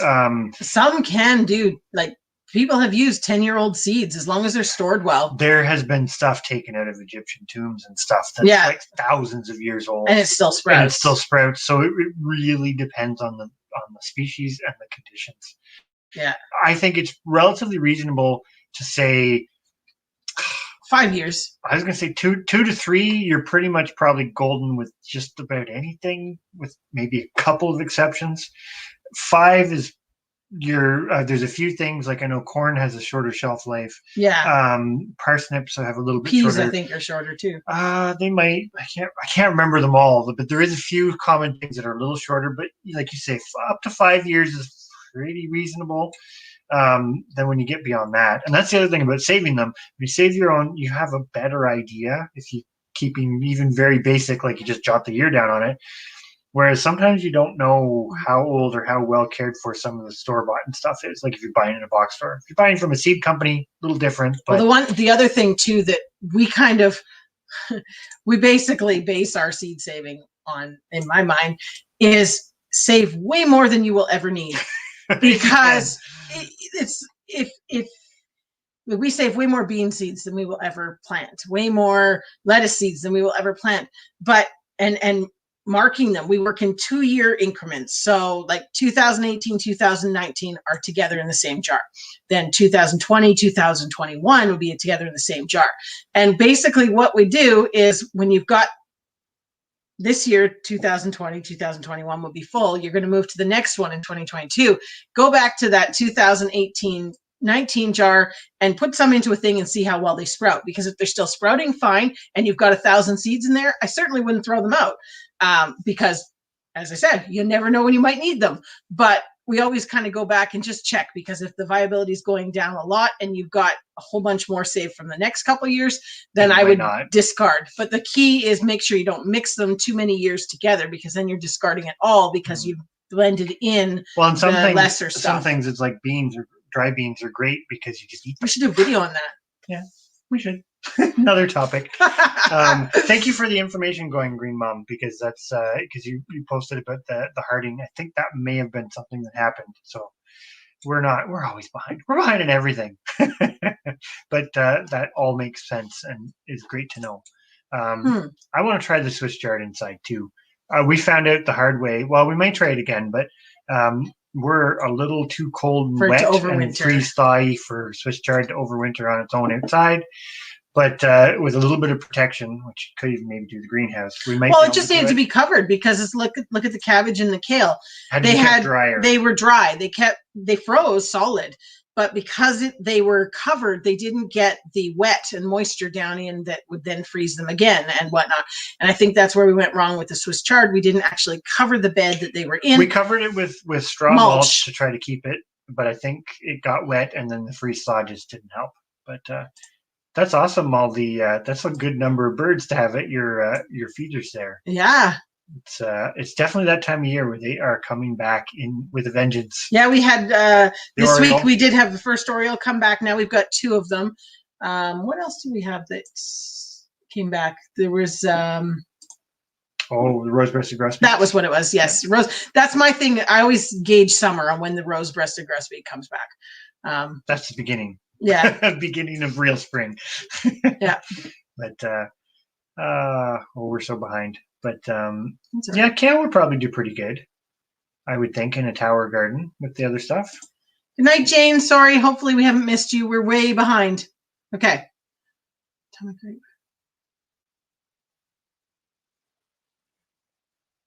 Yeah, chard is I like the chard. I know you're not as big of a fan about it, but because it's the So You don't like if it it's as much. young and little, otherwise it's rabbit food. Hello, Joan Sue. We kind of are just getting down to where you came in. Yes, but, that was probably a while ago. Sorry about that. Half 10 cherry tomatoes will reseed. Yeah, ours are terrible. Tons of volunteers, which we're sure are all cherry tomatoes, coming up in our compost. Well, herb varieties for tower. Basil would probably do quite well. Yeah. And it's pretty simple. Some of the perennials and stuff could do all right. Now, the one thing I'm learning with the herbs with perennials is it's the seeds that grow again, not the actual plant. And if you do them in the tower thing, you wouldn't. The seeds would fall out into the next layer. I guess it's not a big deal. Which could be fine. But that's one thing that I am finding with my oregano and that sort of stuff is I need the seeds to fall in the pot that they're in, because that it seems like it's only growing from, it's like the coriander, it's only growing from the seed that fell. It's not the actual plants themselves surviving. Yeah, I think Drops has got he pretty much nailed it on the head, right? Yeah. It's become another, there's a legitimate side to it. There's a legitimate, more people should be doing things to store food and everything, like you say. Mm-hmm. But it can go down that other avenue pretty quick. Well, we want to look into the still stuff too, because I also want the essential oil maker, which is also a still, but it's a smaller version. All the prepping stuff that's probably the most useful is the stuff that's less sensational. It seems a little more benign, bland. Like, how exciting is saving seeds to a lot of people, right? But yet, it's super important. Yeah, definitely not a doomsday type prepper, just a day-to-day life. And I would agree with growing Green Mom there. Like, the other kind does set off pretty big.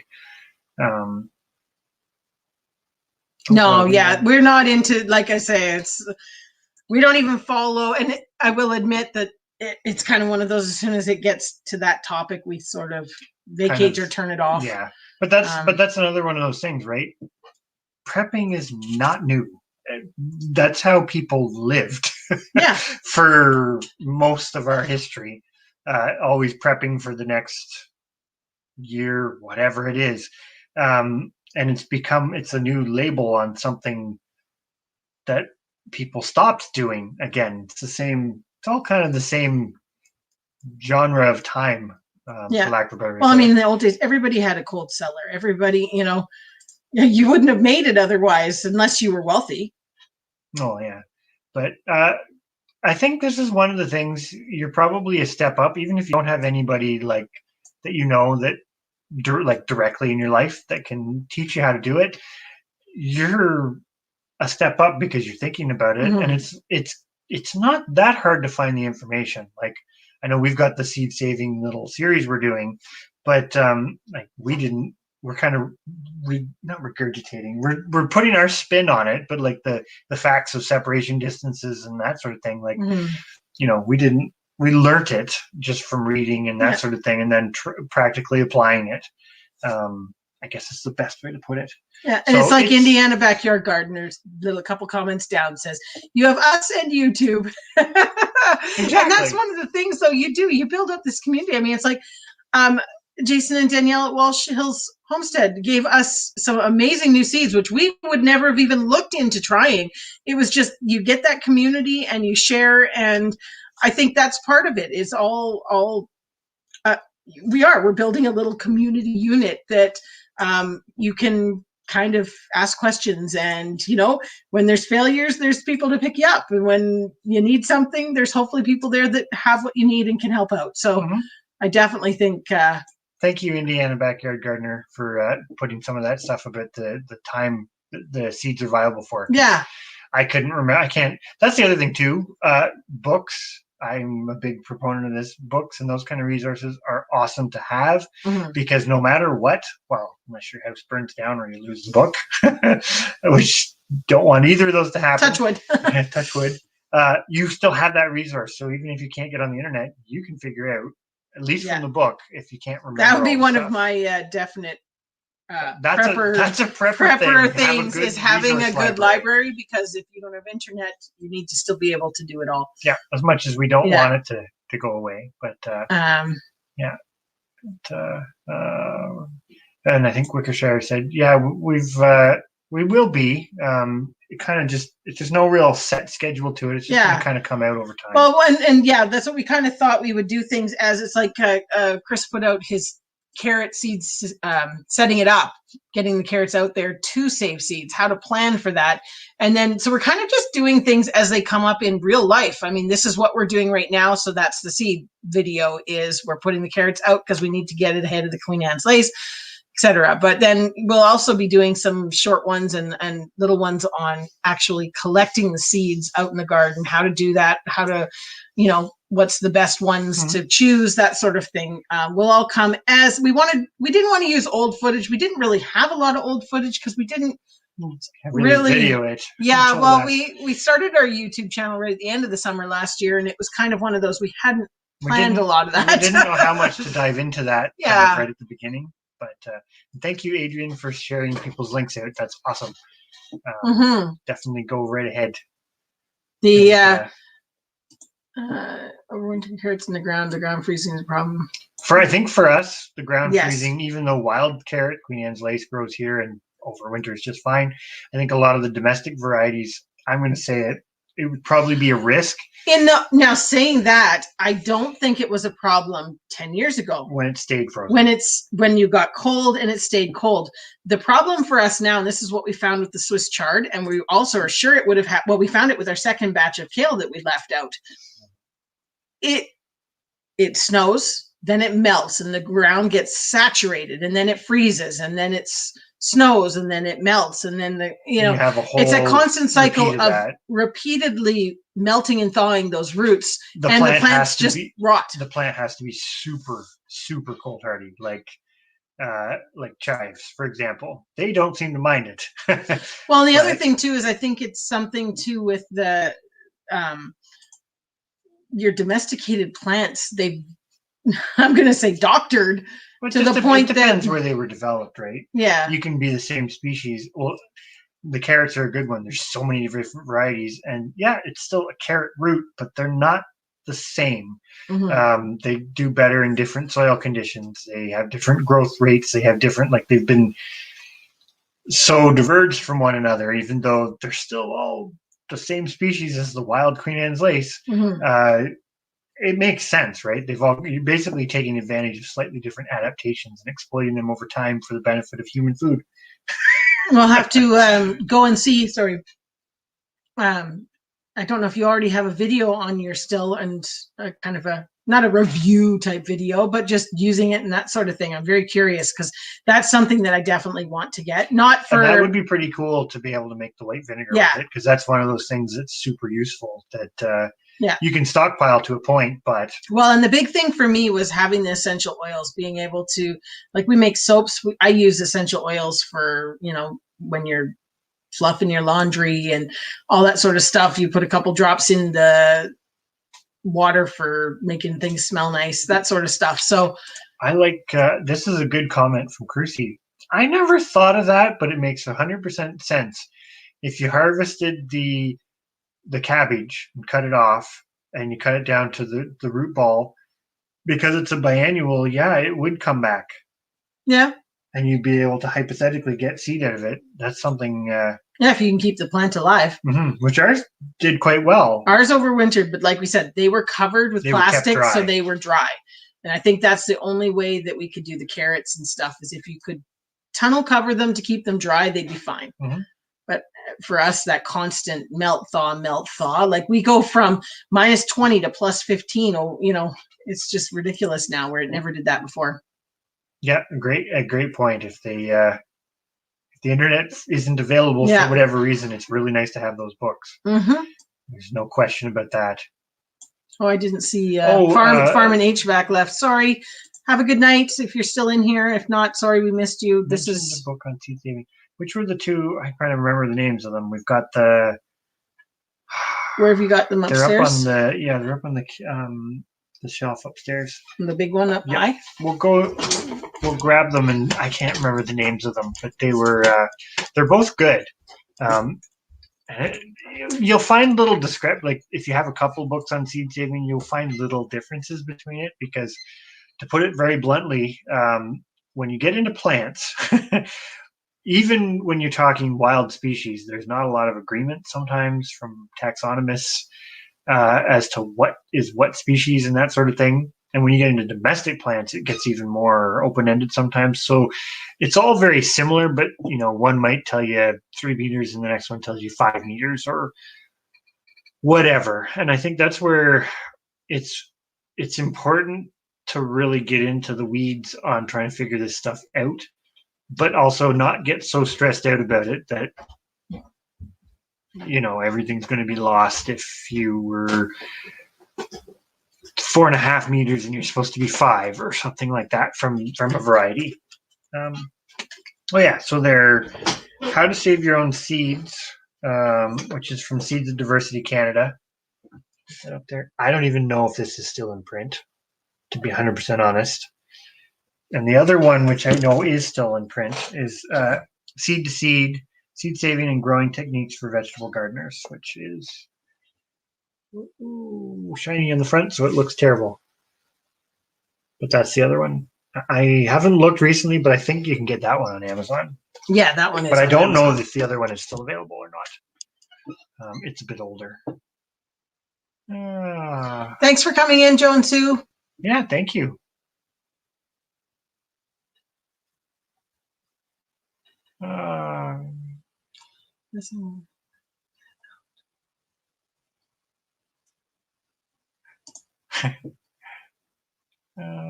Sorry, almost. Yeah, it's nice to have the physical things in front of you. Yeah. It's nice to have the backup, though. Like, you do it all the time because your phone gets the data and stuff. You'd be out there and it's like, oh, what are we supposed to do for X? Like, that's a great modern resource that we all have available to us. But it sometimes doesn't beat having the book. Yeah, well, it is a time saver at the moment if you've got access to it and you're standing out there going, well, what did I need to do? And you could Google it quickly. But in the long run, if you still need to have the hard copy.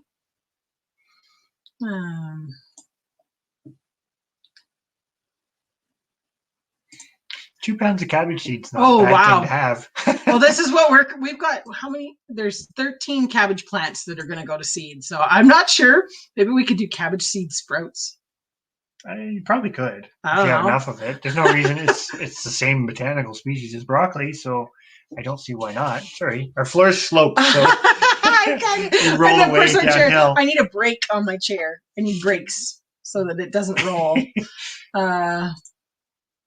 Mentioned.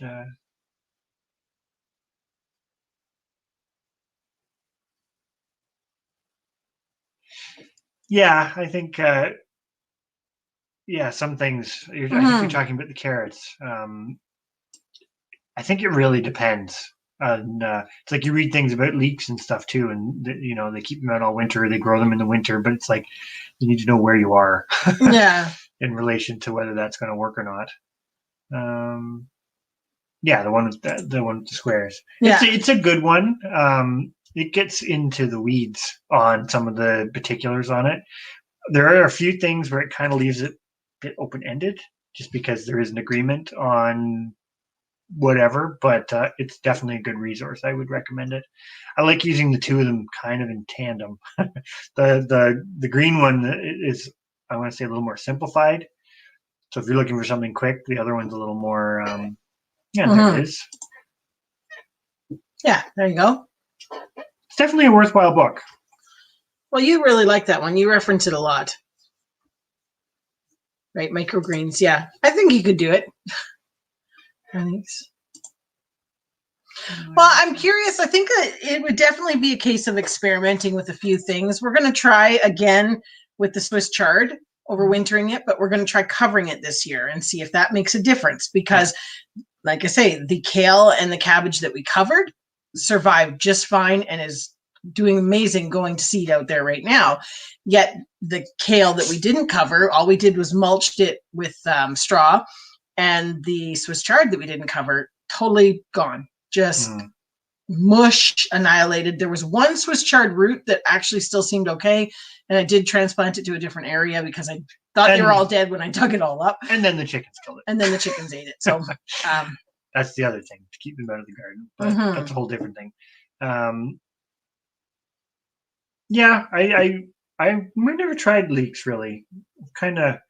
Well, I shouldn't say that. I've tried them from seed and never really had them. I'd like to get the wild leeks. Mm-hmm. Yeah, the eventually. That's a food forest item for sure. We'll eventually. See, I don't know.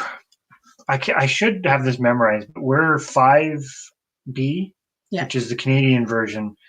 But I think you're right. They don't line up, even though they should. You're 5B? Yeah. Yeah, we're 5B. So we're a little colder. Being said, they might do fine. But I think we just need to protect some things better than what we did. But that's part of the experiment, right? We still failed at it, but by failing, you learn that, hey, maybe that's you not can't do work it that way. And better to fail when you don't need it than to. That makes perfect sense about storing the cabbages, because they definitely are cold hardy, and I think if you can keep them cool, like they call it root cellars, but at the same time, I'm pretty sure cabbage used to be stored that way too. It's like it's like a green that you can store. Yeah. The hard part is getting it to the point that the cabbage moths or the white butterflies haven't eaten it to the point that it's not edible. But leeks and salsify from seed. We've not tried to do No. We should really try, but maybe next year we'll try for the leeks, because I know we like leeks and whatnot. So especially if we master the potatoes this year, because I really like potato leek soup. So well, that's the thing, right? Going back to the question about focusing, you focus on a few things, and when you get doing them well, then add another thing, and it all builds on top of itself. Yeah, so she's 5A, so so you'd be a little bit warmer than us. Our rhubarb is actually we're behind you for sure, because our rhubarb is up, but it's about a foot, maybe a little over a foot tall so far. It's quite weak, but we honestly thought we planted it in the food forest when we moved here. And we didn't plant when we moved here. It was next spring because everything was in buckets all winter. But it did okay. We had it grew in the summer. We left it alone. We didn't touch it last year. Didn't pick any. Then we had a real drought over the summer, and of course, it was a case of it's survival of the fittest in the food forest. We do not water. We do not anything. It has to survive, because that's the rules of the food forest. Because I'm not lugging buckets of water.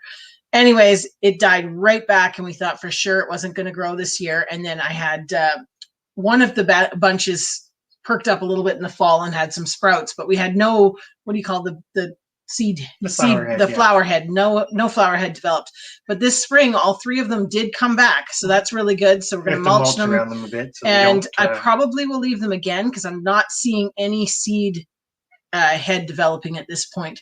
But they all did survive. So did the garlic chives, which is nice. But anyways, I would like to get some more rhubarb and potentially try it in a different location, because we put it on a slope. It works. It was like partly down the slope, but it was kind of at the bottom, but it was enough that it didn't really hold the water. It just, the water runs past it. But so we'll see. We'll see. I was toying with the idea of whether to move it. The food forest is going to be very interesting to try and develop. That's for sure. Yeah, but that's part of the fun. Yeah, it'll be a long-term project. Yeah, we'll have to see next year if we get this batch of seed cabbage going, get some seeds from it, and see how we do. So Drops is saying there to plant the leeks now and cover them during the winter, and they'll come back. Really? That's kind of cool. Maybe we should try it then. Yeah, we could probably do that. Yeah. There we go. We'll add something new to the roster. Add something to the roster, yeah. I bet you can still get leek seeds now, because that's not something a lot of people go and buy. You probably could find some. Yeah. Yeah. Yeah. Well, we have some rhubarb seeds that we got in the seed exchange that we want to plant or start some. Yeah, we'll get them started and see, add them to the food forest too. We're kind of we're the stuff that's more perennial. We want to put it in places that the livestock won't get at it. Yeah, it's kind of the big thing. So there's a few places up around the house And we might plant some rhubarb up here too. We'll see. But I think most of it could be in the food forest because it kind of is not a well, the food forest is plant. and that's something that is not supposed to have any livestock anywhere near it. No, supposed to.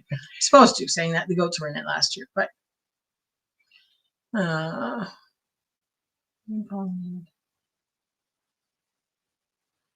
think I did know that because there's not all that many different varieties of rhubarb, relatively speaking. There is for different varieties. The only one I know is strawberry rhubarb. Yeah. In the colder, we have that sort of funny thing here too, where we're just parts of our property seem one zone and parts seem another. Where our house is definitely a little warmer, slightly warmer microclimate.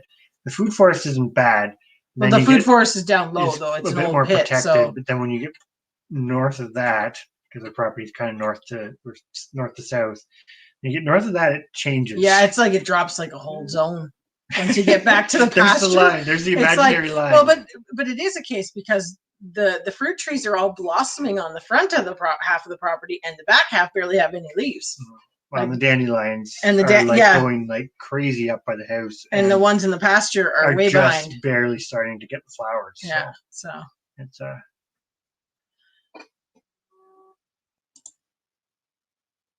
yeah, deer. That's one thing we don't have a lot of here, but we've got lots of other rabbits. We got a lot of rabbits. We've got a lot of cottontails this year, but I was thinking more of the sheep. Oh, the big, yeah. Sheep and cows, and everything else. But yeah, deer can be interesting too. No, deer don't come into the property really. There's a few in the back, but 400 varieties of lavender. Wow, is it really? Crazy. Holy!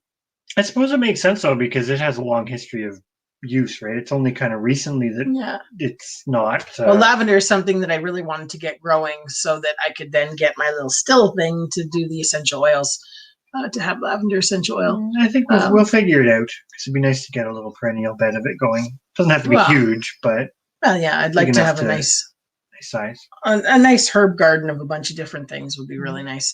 That's something that we have not really put a lot of effort into at this point. Although we did, I shouldn't say we, Chris found lemon balm. Yeah, right behind the house. Yeah. Not sure how I didn't find it before. I'm not sure. We let the sheep eat the backyard of the house, and Chris went out and he was like, somehow they didn't eat it, but look. There's lemon balm there. So that was good because that was something we had lots of at our old property, and we did bring some with us, but it didn't survive the winter in a black pot. Yeah, and so it was nice to actually find that. We'll have to check your video out, Drops. We've got to go and it's a terrible time of year, but we're going to have to go and check out some of your videos because you've got some good ones. Yeah, we haven't explored them as much as we would like to, and we'll acknowledge that. But we will be checking them out. Yeah. I filled the holes under the skirting and they're no longer. Well, that's good. Ours, I don't think. Ours don't really come up to the house. But no. There's too many. They're just out of the garden zone, so hopefully they stay out there. But saying that, we have this one really cute cottontail. Well, I say it's probably the fattest cottontail I've ever seen. But it's in pasture 1, and it's kind of funny because it's got an acre of beautiful, beautiful green grass and all sorts of stuff to eat. And it's got a fence that's coyote proof all the way around it.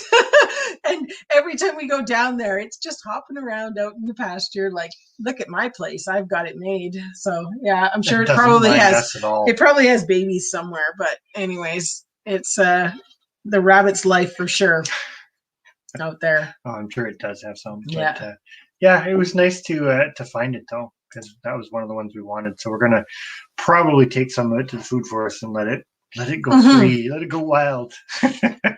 That's actually something we found the opposite. We found the lemon balm just went nuts at the old place. Like that's where we were surprised that it didn't make the trip with us because it was like you couldn't kill it. When you didn't want it somewhere, you couldn't get rid of it. Well, that's like what she's saying.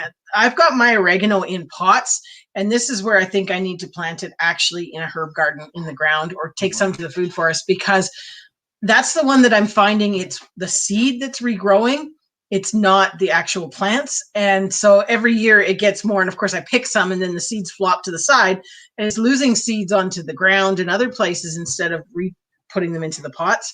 So I think I should actually stop putting it in a pot. And well, it may be too that the pots get too cold, right? Because you're exposed all the way around. Yeah, there could be a bunch of different factors, but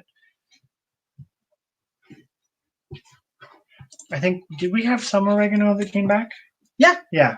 But that's where I said that every year it seems like less and less is coming back into the pot. And I think it's because more and more is dropping. No, when it grows, the seed all flops to the outside of the pot.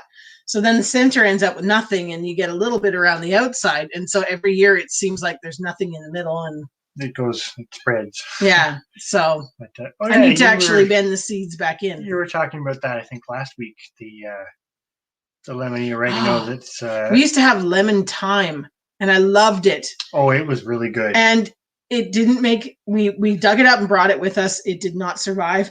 And I have not been able to find it again. Now maybe I should look online. We just bought it in like local stores. What was that? 3 years ago? 4 years? No, more than that now. Might have been 5 years ago.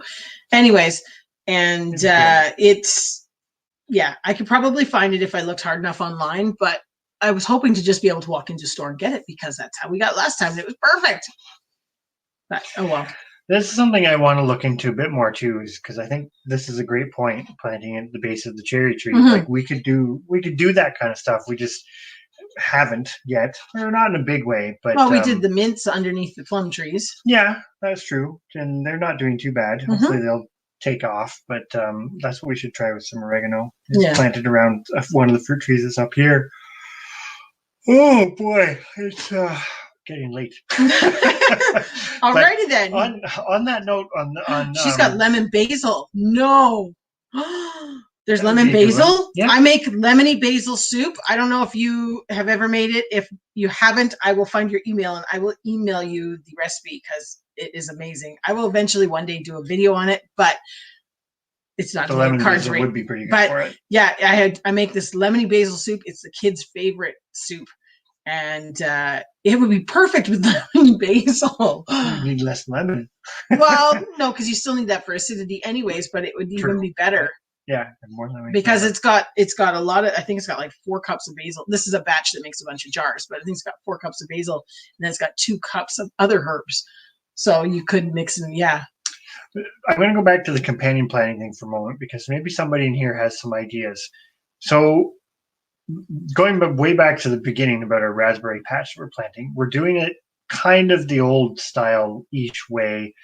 They are going to be in rows, and we've got them more so we can control it because we thought with 150 raspberry canes that came, that would make a pretty good patch. But I would love to find a ground cover that would work well as a companion. An edible ground cover that would work well as a companion for it, because it can even be something that spreads, because we can essentially, we don't mow a lot of the lawn, but we've kind of set this up to be able to mow around the outside of it so that we can keep the raspberries where we want them. And then if we do want to move them around, we can transplant from the bed. But it'd be nice to have some kind of an edible ground cover. I thought of maybe a type of mint, but I don't know if that's I haven't really done a lot of research on it yet. I don't know if that's a good option or not. But I don't know if anybody has some advice on we're just looking for a edible ground cover type thing that we can grow in with our new raspberry patch. We haven't actually published a video yet because we haven't finished planting the raspberries. We got 55 of the 150 planted. We still have a lot more to go. The bed's done, and we got that many in, so we're doing pretty good. Yeah, but anyways, we're just now, especially this year and probably even next year, the raspberry patch itself is not that thick and dense because we're planting a cane every foot, and then it's a 3-foot wide bed, and there's 2 rows in the bed of the canes. So ground cherry, she's saying. Oh, the only thing I would wonder about them is if they'd get big enough to compete for light and stuff with the with the raspberries, right? Because they get pretty big. Like they're pretty the ones broad. that are out in the horse's pen, though. Well, that's the little wild clammy. Oh, ones. that's not the okay. It's definitely something to look into. I hadn't thought of that one, so that's a good suggestion. Mm-hmm. Sorry, I was going to go up to the a stinging nettle will probably pass on because we haven't. We see it grow with it here. Like we have the wild so much stuff, stinging nettle on the property. We've been kind of slowly getting rid of some. I should actually, in places we don't want it. I should actually dry some to have stinging nettle tea and stuff like that. But then we're never going to get rid of it, so I've always got it. But no, the soil in the raspberry area is pretty much neutral. Might even be a little bit on the basic side. Most of the soil kind of right around the house is between like 6 and 7. Well, or 7 I was and 8. Say actually. 7 and 8. Yeah, it does vary a little bit, but we're like when we did the blueberries, we had to really amend it. And it's questionable whether our amendment really worked in the short term, but I think in the long term it will. Buckwheat.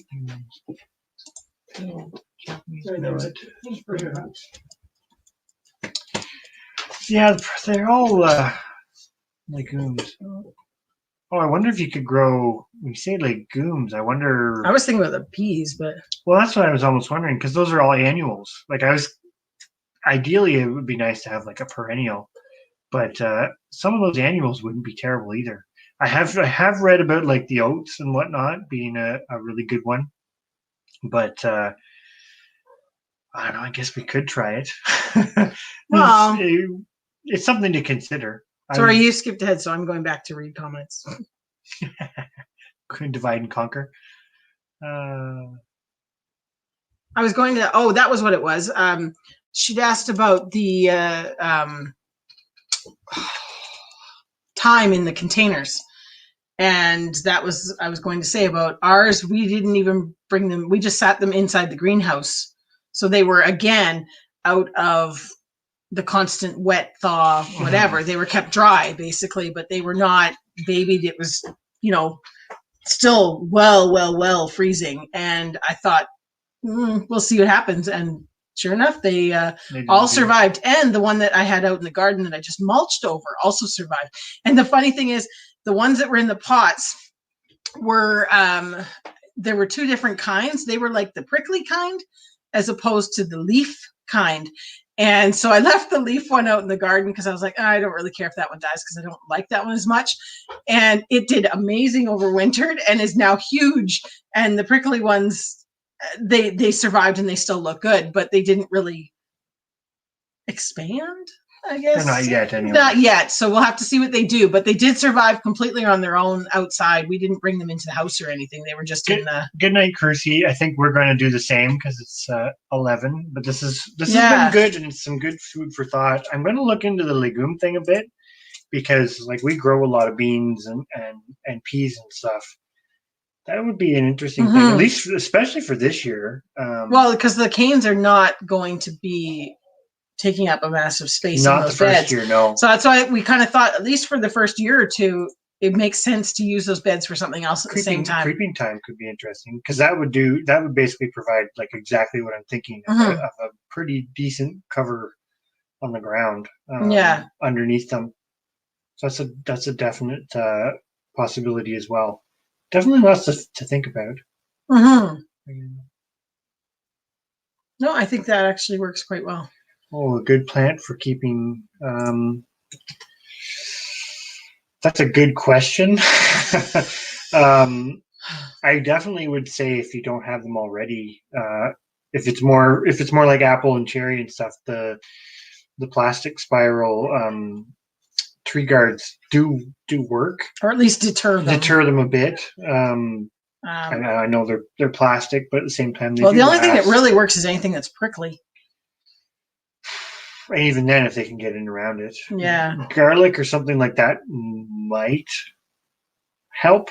I don't know how deterred the rabbits would be about it. The worst thing is, at least for us, anyways, we find the time of year when they're most likely to chew on the wood is when nothing else is really growing. Yeah, because that's when So they garlic like it the best. wouldn't be. You'd have a hard time. But onions and garlic might help because if they're still there, Yeah. if it's a perennial that you leave in the ground, it might help. Mm-hmm. I guess it depends too on how much other things they've got to eat. Yeah. I like Drops' idea. Let's do the peas because, like he says, then you plant them again in the fall there. Mm-hmm. I think that would be really, yeah. It's not a bad idea. I think that would be a great idea. You could also, you could still try the ground cherries. Basically, what we've made is three. There's 3 25-foot long row beds, raised beds, basically. Each of them 3 feet wide, that has our 50 raspberry canes going into each one. The company we got them from gave us a few bonuses, which was kind of nice. So we got a few extra raspberries. But anyway, so I think that would obviously be, because we were like, well, if we're growing peas, where are you putting them, kind of thing. So that could work. Something to think about for because they were kind of a big space take-upper. Mm-hmm. Taker upper. Well, it might be good for the soup peas too, right? Yeah. So I tried the garlic and it didn't work. That might help. Or give the mother something else to eat. Yeah. The other thing would be I like this. I like weeds grow so well, but everything that you want to grow doesn't, and that's I find with vegetables. Well, the plant products, the things that want to grow like a weed are the best vegetables. And fruits. And that's what he's saying there about the amending the soil. That is us basically. We never even tested soil or anything.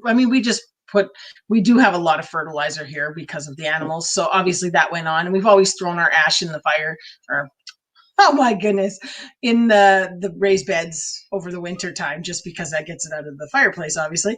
And it kind of seems to work. But this year we actually got the little tester thingy, so it's kind of fun to go around doing it. Are we successful at it? I wouldn't say so.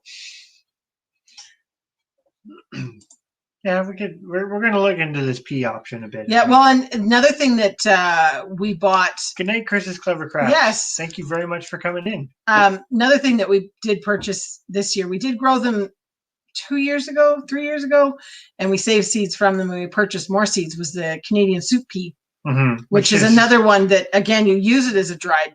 It kind of grows a little bit more like the field peas. Yeah. It's like a really low growing. Which would be another one that nice to go there, because you're not even picking that till it's dry. So you don't have to. That's my concern, because it's kind of an area that's out of the way and you're not walking by it all the time. Oh, yeah. You wouldn't. I don't want something that you've got to constantly be checking on to make sure that you're not missing it before it goes past its goodbye eating date. So, yeah. Need to grow adjust your taste buds to eat the things that grow there.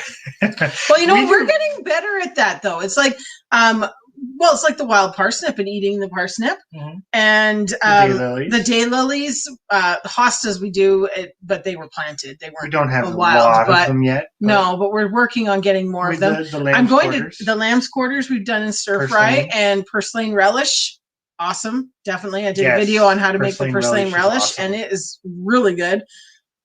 And the other one that we want to try, because we just recently saw a post by somebody about using the burdock root as fries. We have so much burdock here. So I think we might be trying some of that this week to see what it's like, because we've never tried it. We've always just been trying to get id of it. But it's like the parsnip. If you're using it, it doesn't seem such a terrible weed to have, because it's there without any effort. You don't have to do anything. And that's so wonderful, because so much stuff in the garden seems to take so much work to get it growing and doing well. And get stuff. And here's stuff that is actually it's like dandelions. I mean, how many what did I make? I made 23 jars of dandelion jelly this year. We don't need to grow fruit. We got dandelion jelly. Hello, Miles. Thanks for coming in. We're kind of, I think, just heading out for tonight, because it's getting late. Yeah. But burdock didn't sprout. I planted. Well, there is domestic varieties of burdock, which are a little better than the wild ones. Oh, okay. I think, you've got that's what happens with parsnip. That's basically how in our part of the world, we got the wild parsnip. It just kind of went wild again. Yeah. Which is, I guess, the other part about permaculture, where you sometimes have to be careful about what you release and how actually invasive it is. There's like a balance there. Oh, ours is, well, we'll have a big difference now that we have animals because our animals all eat it, but it'll all be gone. Yeah. And then we'll be like, oh, now we don't have parsnips. Do we use it in place of Yep. Yeah, basically. Yeah, like hot dogs. We had hot dogs with the kids the other night on a fire because we actually had no burn ban. I don't really like cucumber relish. It does have a different taste. Like it's kind of like sweet. It's a little bit like bread and butter pickles, but it has a different taste, and it's good. It's really good. I love it on if you get a old cheddar cheese and you have a cracker with old cheddar cheese and then the purslane relish on top. It's really good too. But yeah, and it's super, super healthy for you, which is also another bonus. It is one of those plants that once you make it, the plant just is weed. Yeah. Basically what it was, crazy. It was growing in all of our raised beds, and I just went along and snip and pulled it out and used it. And I think I made 12 jars of it, which I don't need to make it again this year. And you can bet there's going to be tons of it out there, and I'll feel terrible because I'm going to be pulling it out. But I saw some in one of our, where did I see that? I saw some coming up already. Probably in the blue tote where I put all the seeds. I tried to control it. I took all of them and I picked them and I dumped all the seeds out of them into one of our blue barrel garden things, whatever you want to call that. The fabulous blue barrel garden. And so I'm hoping that a lot of them grow in this one blue barrel, and then I can just pull all the rest of them out of the garden. Because they do take over if you let them. But again, that's a nice thing to some degree. Yeah, that's what our wild parsnip grows like, 6 foot tall and super prolific. And it burns you if you go near it. So if you get it on them. Yeah. Never tried to collect seeds from it. That could be an idea. Well, you could to plant it. You can't do anything but replant it, but you wouldn't let those ones that you're planting go to seed because you're going to dig them up every year. Might be interesting. Because most of them do have decent roots on them, like a nice straight root, like a carrot. They're just not big. Given the right soil conditions, they would be, yeah.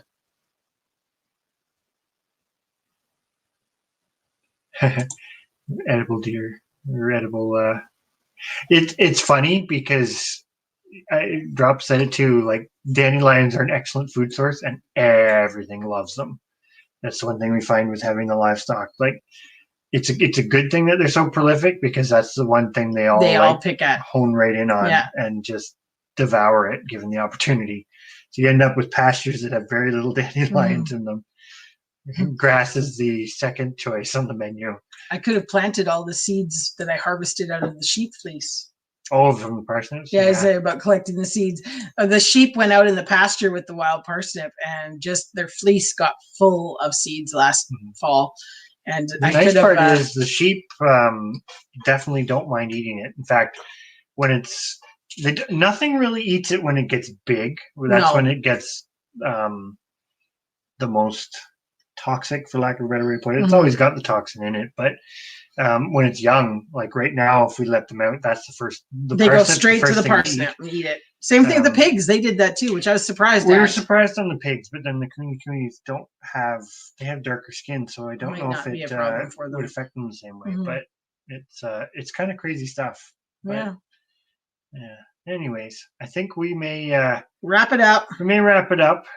This has been an awesome chat, like as always. So thank you everybody who's given us lots of food for thought, and hopefully we've and stuck with us. Sorry, we always get behind on everything, but chickens love morning glories. We tried to plant morning glories the first year we were here. No, it was that the old place which I had we didn't luck. Perfect, but the parsnip. Well, we were more concerned about it burning. They'd get the same reaction on their skin as humans do with the burning in the sun. Well, and it has been documented to cause the blisters, like from ingesting it too. But it doesn't seem like it's a universal thing. If animals have lighter colored skin, like pink skinned pigs, would probably react a lot worse to it than, say, a black skinned pig. Just because of the fact that even white skinned pigs are more prone to sunburns and stuff too, right? Like it's kind of one of those things.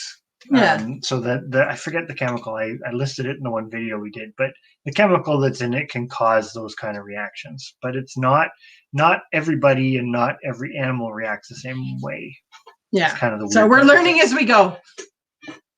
But it drops. Flames over. Anyways, guys, have a fantastic rest of the night and a good week ahead. And we'll catch up with everybody next week and see how everybody did. Hopefully by next week we will be in full swing of garden season. I'm really hoping. By next week we should have some stuff planted, I think, but we'll see. Yeah. But on that note. Yes, exactly. Exactly what it is. It's like photosensitivity, and which is kind of what causes the burn. It is a sunburn basically, but thank you, honey badgers, for sticking to the end. Hopefully it was interesting. And thank you very much for your parcel. It was awesome. And we're gonna get that garlic planted. Yes, Chris has been researching, making sure we get it in the perfect spot, and we will definitely document it and watch its progress. I'm excited. So, anyways, have a great night, everyone. Yes, good night, everyone. I'm not on it here. I'm on this side. I keep doing everything's backwards, and I keep using the wrong hand. Anyways, have a good night, everybody, and we will see you next week. Good night.